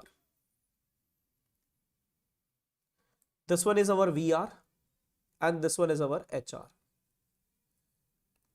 And this is our force, which is basically FQR, and this one is FPR, right? So let's write down summation Fy is equal to 0, which will be FQR plus VR is equal to 0. So FQR plus VR is equal to how much? VR is 180. So FQR is equal to minus 180 kilonewton. Okay. Then we will write summation Fx is equal to 0, which will be minus FPR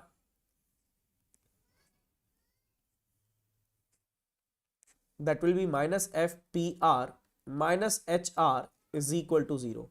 So FPR is equal to minus of HR and HR is equal to how much? 135. So this will be minus 135 kilonewton. Minus 135 kilonewton. Then we have to find the force in member PQ. So guys, let's do it. So what is the force in member PQ? PQ. Let's consider joint P. Let us consider joint P.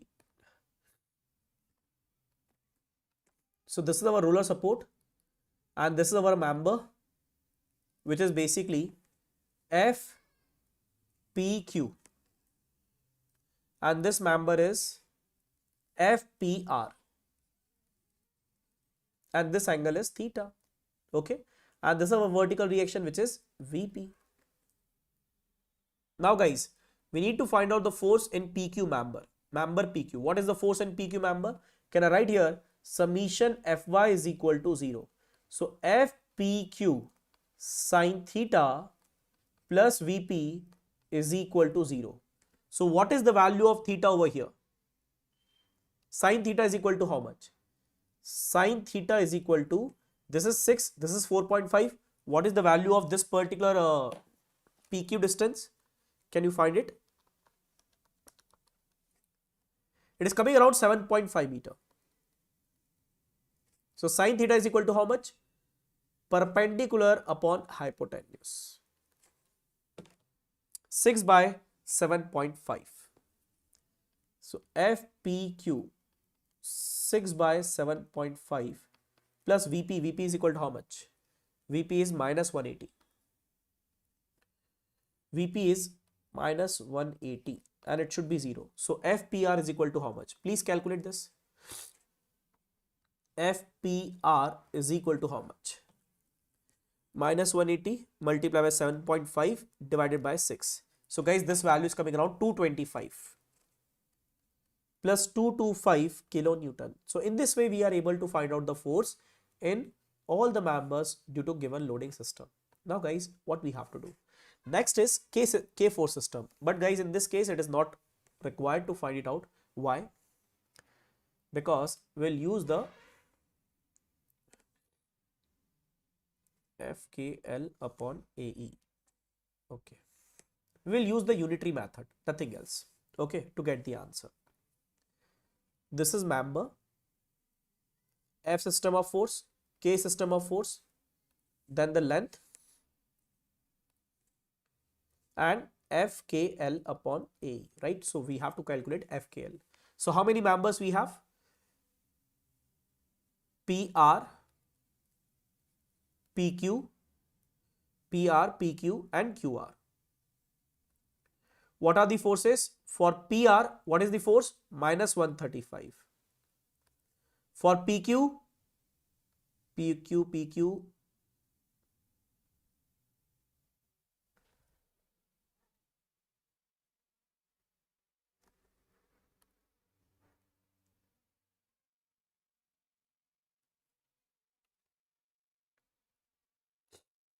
this is basically PQ. PQ is 225 and QR is equal to how much? Minus 180. Clear? Now tell me guys, what is our K system of force? In case of K system of force, you just need to use the unitary method. Why? In this case, we need to find out the force, we need to find out the displacement of joint Q,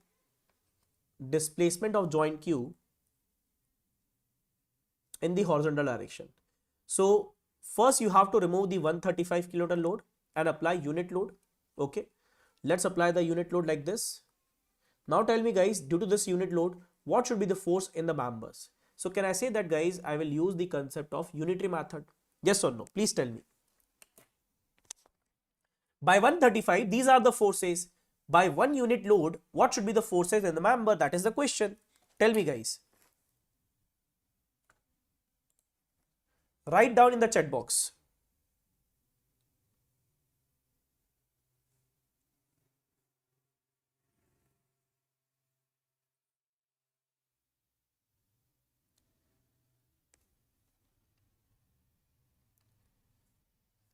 Write down in the chat box.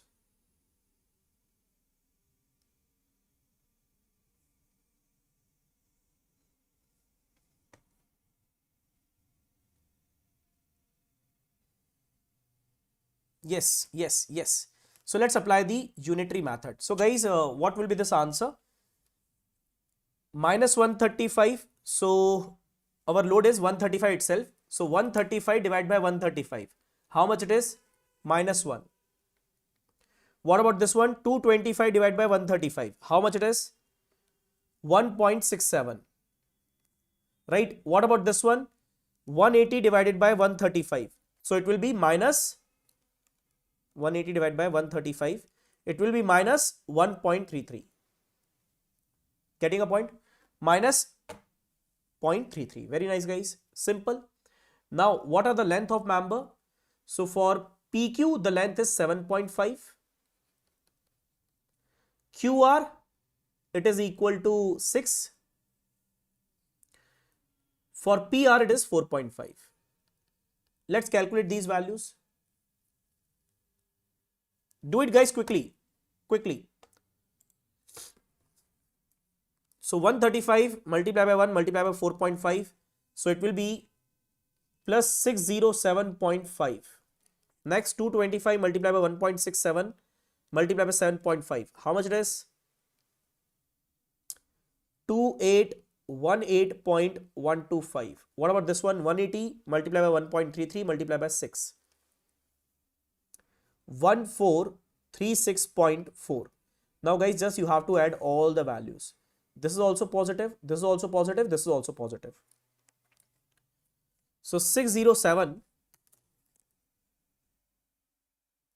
607.5 plus 2818.125 plus 1436.4. How much we are getting?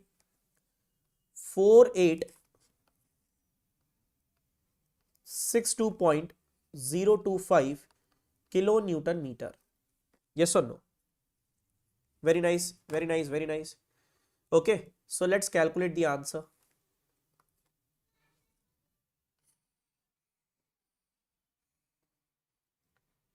So what will be our deflection?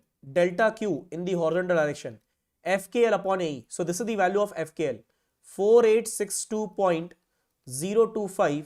Can we multiply it by 10 raised to power 6 so that it is converted into Newton mm? Divide by AE. A is equal to how much?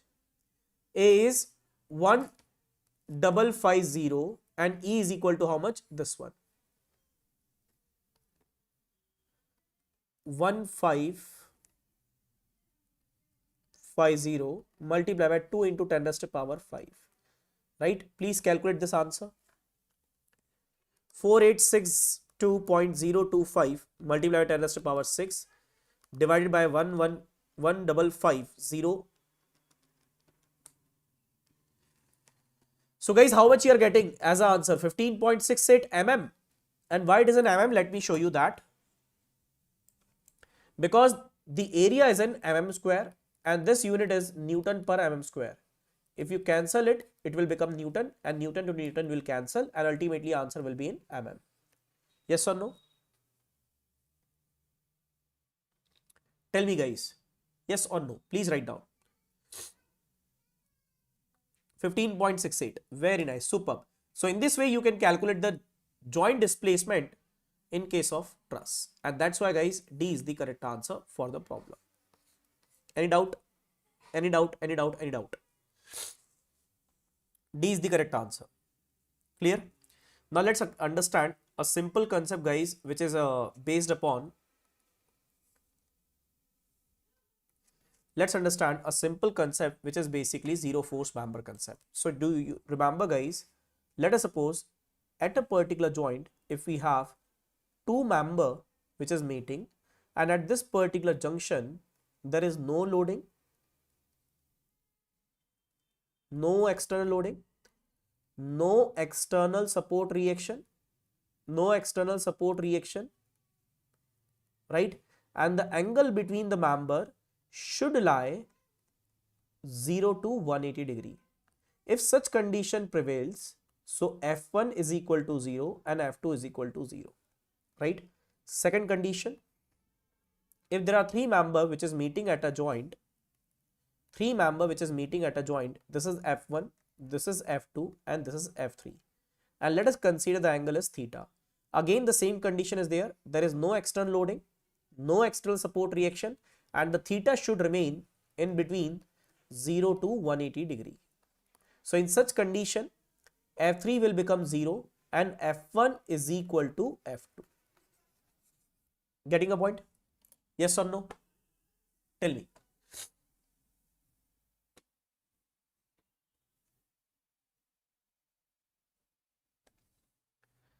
Now up to this, any doubt if you have, please tell me guys. Up to this, any doubt if you have. Yes, they can ask such type of problem in the GATE examination. They can ask. But you have to decide while giving the exam whether you have to solve that problem in between your session or in between your means in the starting or in the last, right? That is your choice.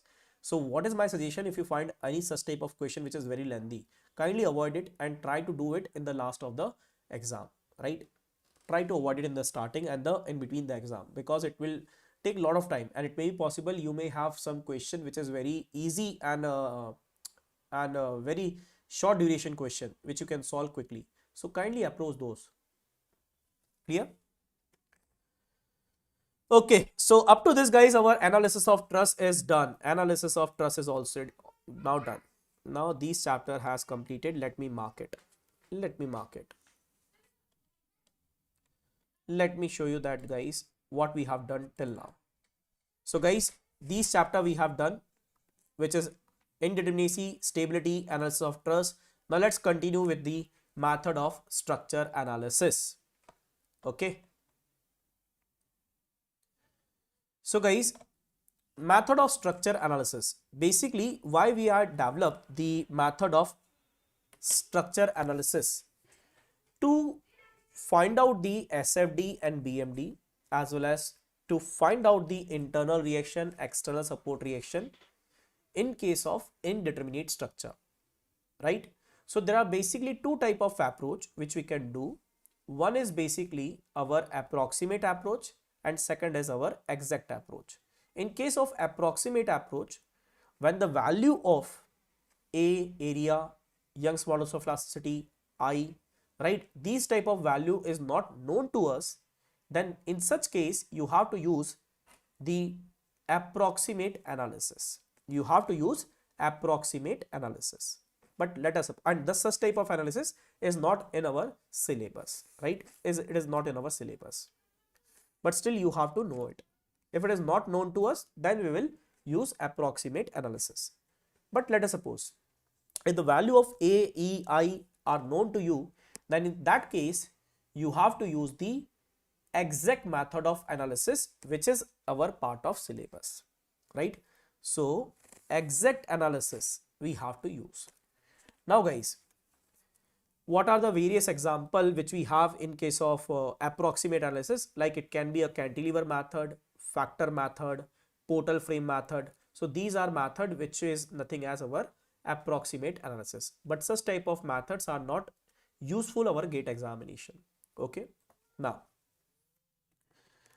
what is basically exact method of analysis? So in exact method of analysis, again we have bifurcation.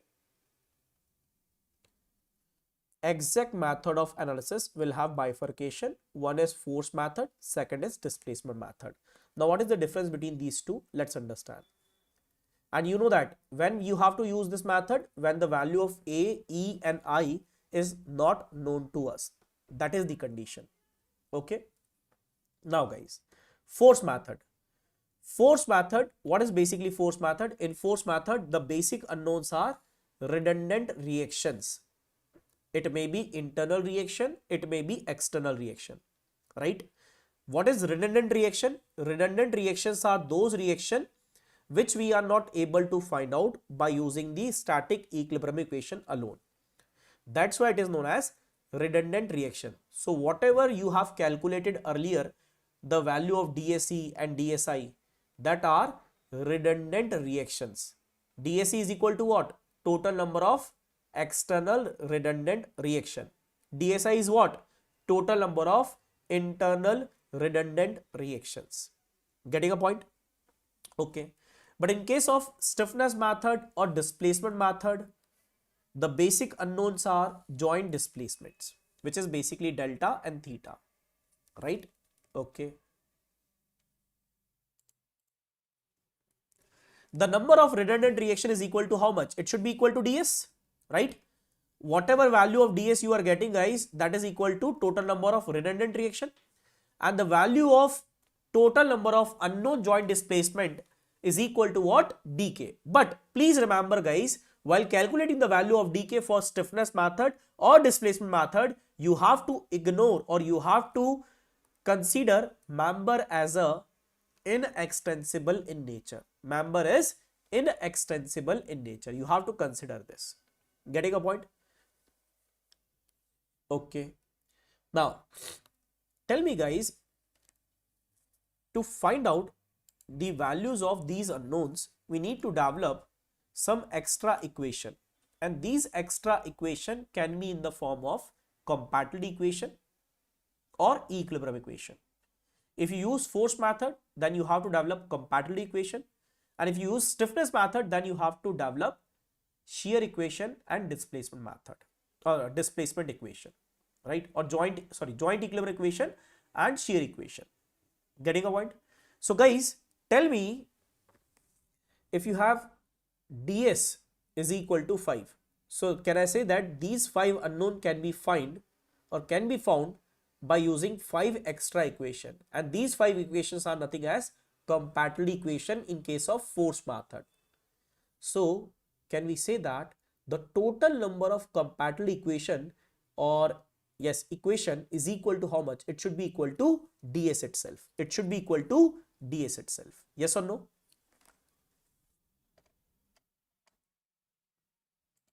Let me hide myself. Okay, tell me guys. The total number of compatible equation which is required is equal to ds itself. And the total number of equilibrium equation which is required is equal to dk. This total number of equilibrium equation is nothing as guys in the form of shear equation, in the form of joint equilibrium equation. Getting a point? Okay. Now guys, actually my nose is blocked. Okay. But still I am trying to continue. Okay, no problem guys, we'll discuss this. Okay, listen, when you have to use the force method is suitable when the value of ds is less than dk. When the value of ds is less than dk, then it is suitable to apply the force method. Why? Tell me guys, if the static indeterminacy is less, that means the number of redundant reaction are lesser as compared to the total number of unknown joint displacement. Then tell me guys, which method is better to find out the our SFD and BMD? It will be much better to find out the unknown redundant reaction. Why? Because the values of unknown, you can say that the total number of unknown reactions are lesser as compared to the total number of unknown joint displacements. That is the reason. Getting a point? Okay. That's why guys, ds is less than dk, then you have to prefer force method. And opposite to that condition will be our displacement approach. Let us suppose if ds is greater as compared to dk, please prefer displacement method. Please prefer displacement method. Crystal clear? Very nice. Now guys, what are the example of force method and displacement method? Force method example: unit load method, minimum potential energy method, strain energy method, Castigliano's method, three moment theorem, column analogy, flexibility matrix method. Right? Please remember the name. It can be asked in the 1 mark question also. Displacement method: slope deflection method,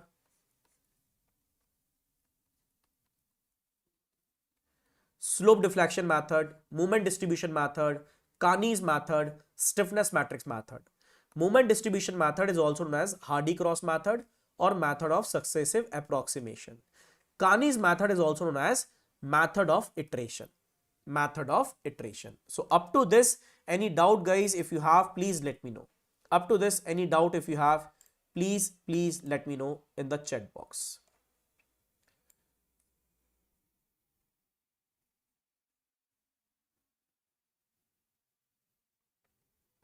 Crystal clear? Crystal clear to all of you?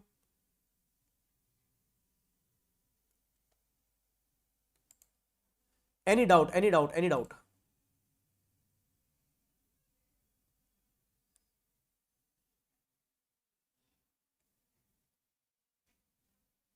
So guys, we'll start our first method, which is basically the strain energy method. If you have any doubt guys up to this, please write down in the chat box.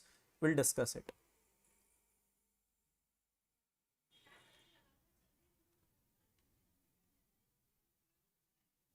Very nice.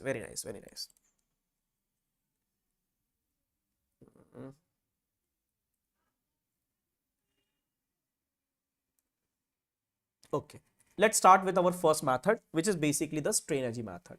Okay, now strain energy method is what? Basically our force method. Strain energy method is force method. Strain energy method is a force method.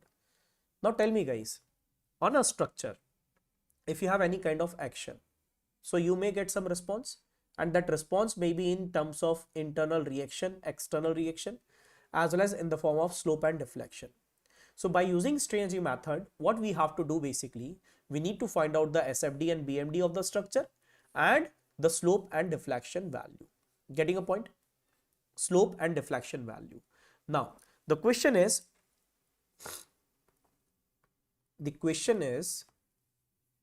there are two types of structure which we have to learn. One is rigid jointed structure.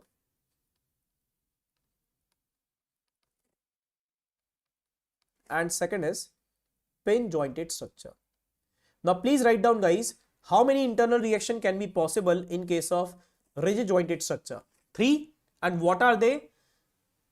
Axial force, shear force and bending moment. Yes or no? Axial force, shear force and bending moment. Yes. So guys, our strain energy can be function of axial force, shear force, bending moment.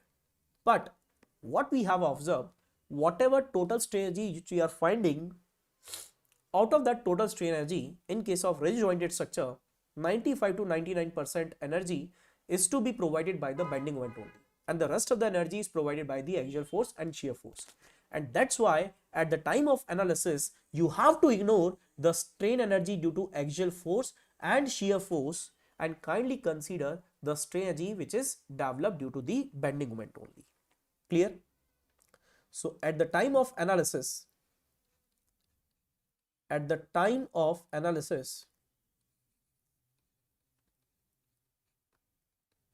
the total strain energy is a function of the total strain energy is a function of bending moment only. Please remember this assumption, very, very important, right? But in case of pin jointed structure, very easy. The total strain energy is a function of axial force only. It is the function of axial force only. Clear? Clear?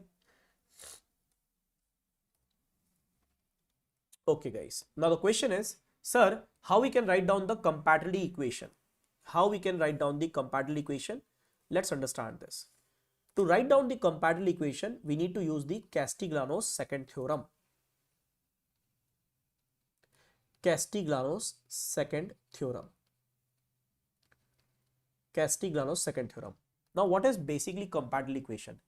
Compatibility equation is the equation, or it is the relation between the force and displacement value. Between the force and displacement value. Now, what is compatibility? Let me explain it. Guys, do you know what is Castigliano's second theorem? Please write down in the chat box. Do you know what is Castigliano's second theorem? All of you. I think you have learned this already in the strength of material subject. What is basically Castigliano's second theorem?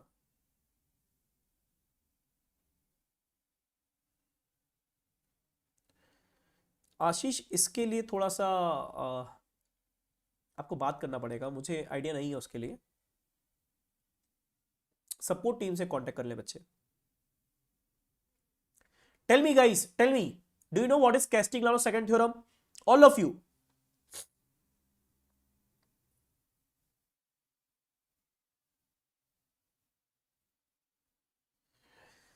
Castigliano's second theorem. Please write down guys. Yes, what is Castigliano's second theorem? Let us suppose if you have a structure, let's understand with one example completely. Okay, I will take one example so that you can understand it completely. Let us suppose this is our structure. Okay, and this is one of the reaction which is not known to us. And let us consider that reaction value is R. So as per Castigliano's second theorem, what you have to do, you have to find out the total strain energy of the structure and take the first partial derivative with respect to this particular, with respect to the reaction or with respect to the force, in which direction you have to find out the displacement. Let us suppose right now I want to find out the displacement in the direction of this reaction. So guys, I will write delta R and put it equal to del R, right? But tell me guys, in the direction of external support reaction, what is the value of displacement? It will be equal to 0. It will be equal to 0. Yes or no? It will be equal to 0. So this relation is nothing as basically our compatibility equation, which will be developed by using the Castigliano's second theorem. Are you getting my point? And this equation is nothing as compatibility equation, which is the relation between the force and displacement. Getting a point or not? Clear?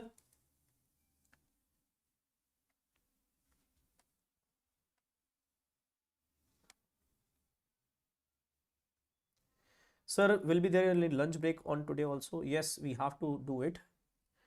So, okay, let's take a break यार. एक break ले लेते हैं, ठीक है? बहुत देर हो गई वैसे भी.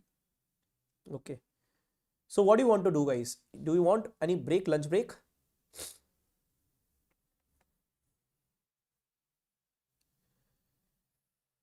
Let's take a lunch break. Okay, let's take a lunch break so that it will not be exhausted for all of you, right? I can understand, guys, because you are learning the things from 10 a.m. morning and it is already 4 hour. Okay, no problem. Let's take a lunch break. Okay, then we'll continue our session. We'll start from here only, guys, which is basically compatible equation. Okay, and for how much duration you want the break? How much duration?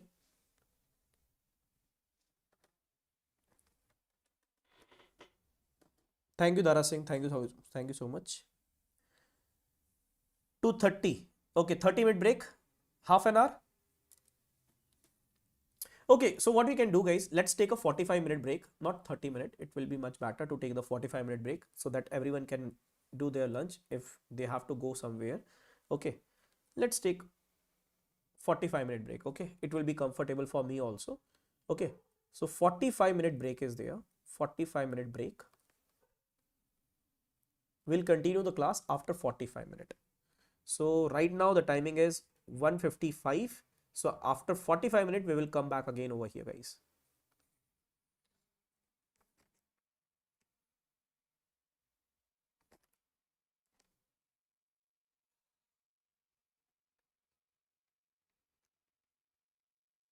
Class will start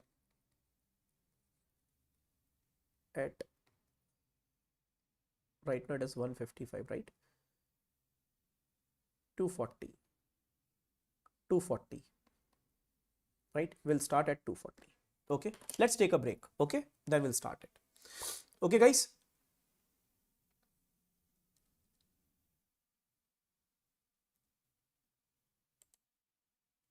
Okay, guys. Bye bye. Take care. Let's have a lunch. Then we will come back again.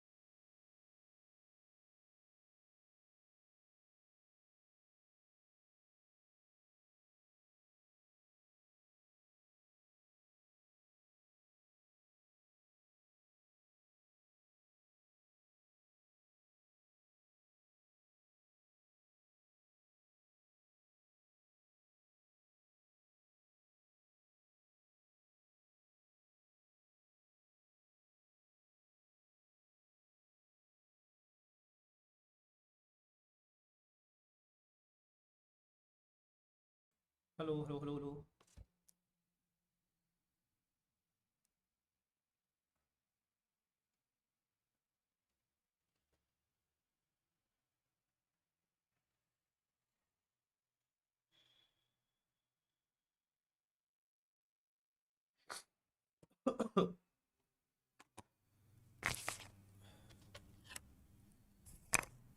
Hello, dear students. Hello, hello, hello, hello.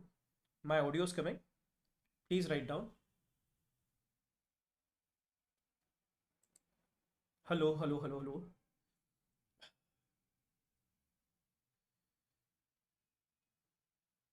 Hello, hello, hello, hello. Yes. So, thank you for waiting, guys. Thank you for waiting. Okay. So, guys, I need your suggestion, and it is my request also. What we can do, guys, can we continue this particular marathon? Means in the last of the Maha Marathon series, right? I will continue this particular chapter, means strategy and moment distribution method, and the rest of the chapter we will discuss in the last of the Maha Marathon series, so that it will be more comfortable for me also, because I'm not feeling well today. You know that, guys, my nose is blocked, and it is very difficult to speak continuously with such condition. I have already explained a lot of things today, so I'm not feeling comfortable, guys, due to my health problem. So sorry for this condition, guys, but what I will do, guys, I will take this particular session. We have completed part 1 right now. Just consider this is the part 1 which we have completed. Okay, now I will bring the part 2 also for the same structure analysis, in which we will discuss the rest of the chapter. Let me show you that first.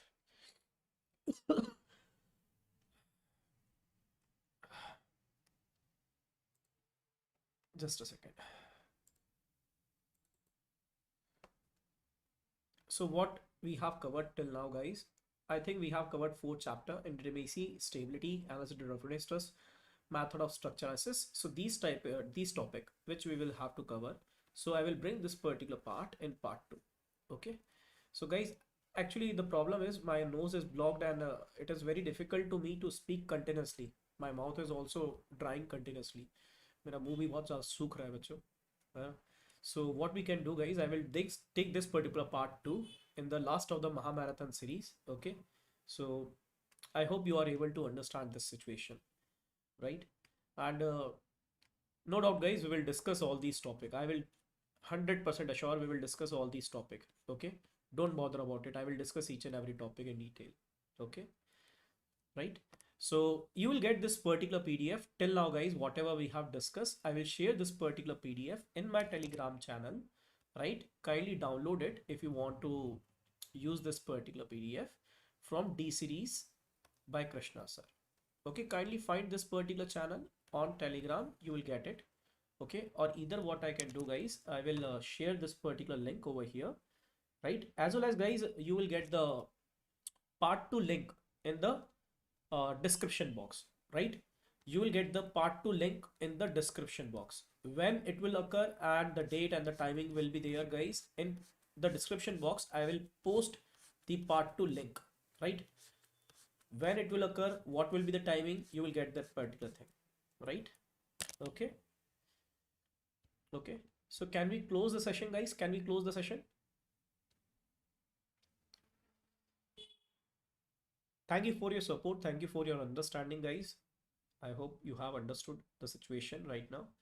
Actually, my nose is blocked. That is the main problem, nothing else. Okay. Okay. So what we can do, guys, I will take the part 2. I will take the part 2, right? I will take the part 2 in which we will discuss strategy method, MDM, SDM, ILD, RCS, matrix method, and the cable part in part 2. But I think they will plan this particular session in the last of the Maha Marathon series. Okay, so I think it will maybe 16th or 17th of Jan, right? So the link of this particular session, you will get it, guys, in the description box itself. Okay. Okay, so thank you so much, guys. Thank you so much for understanding. Let's close the session and let's meet in the next one. Thank you so much, guys, for joining the session and understanding the situation also. Thank you so much, bacha.